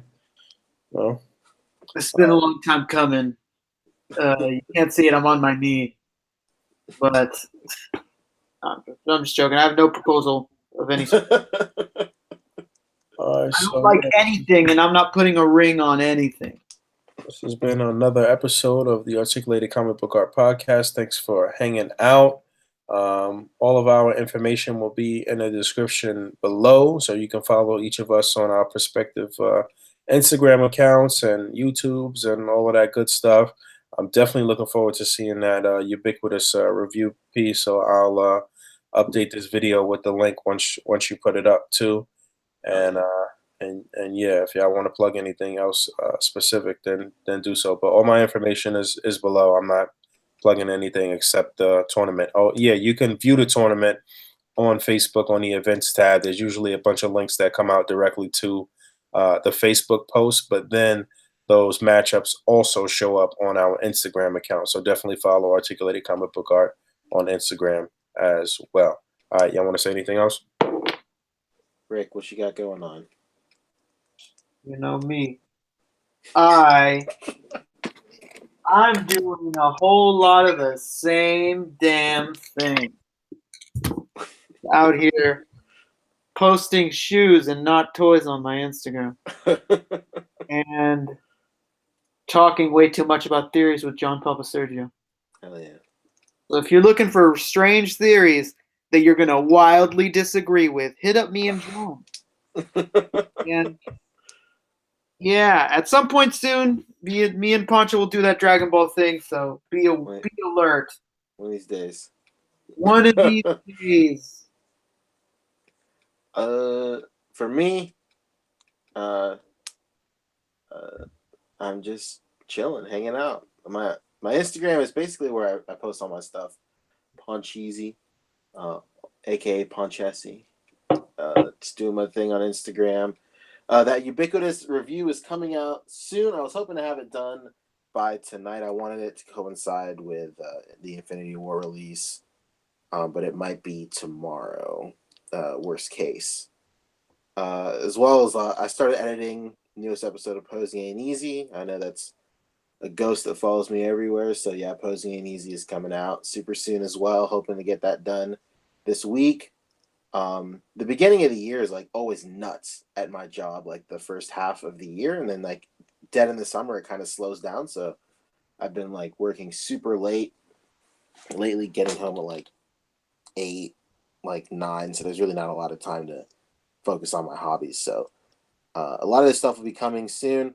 I do post a lot of stuff on my Instagram stories, like my day-to-day stuff, like in terms of like on the table stuff and pickups and stuff like that. So that's where you can get the most in tune with my social media going ons. And then I talk to a lot of people there. So like everybody that sends me like a DM replying to my stories and stuff, we'll chop it up, of course. Yeah, this guy gets, I'm sure, shitloads of DMs every time he posts one of those. Hey man, what song is that? Yeah, slide in my DMs and ask what song I'm playing. Pancho has not had that question enough. All right, and Todd's information will be down there too, and I guess I'll update it with the link from his next news video that's going to be out too. Coming out tonight, so get ready because he says that there's information regarding Silver Surfer. So there you have it. You'll see that. We're gonna be silver fucking surfing. And you'll also see that show up on the A.C.B.A. fan page on Facebook as well. All right, we out here. Thanks for hanging out, and hopefully we will be right back next week as well. All right, we out here. Peace.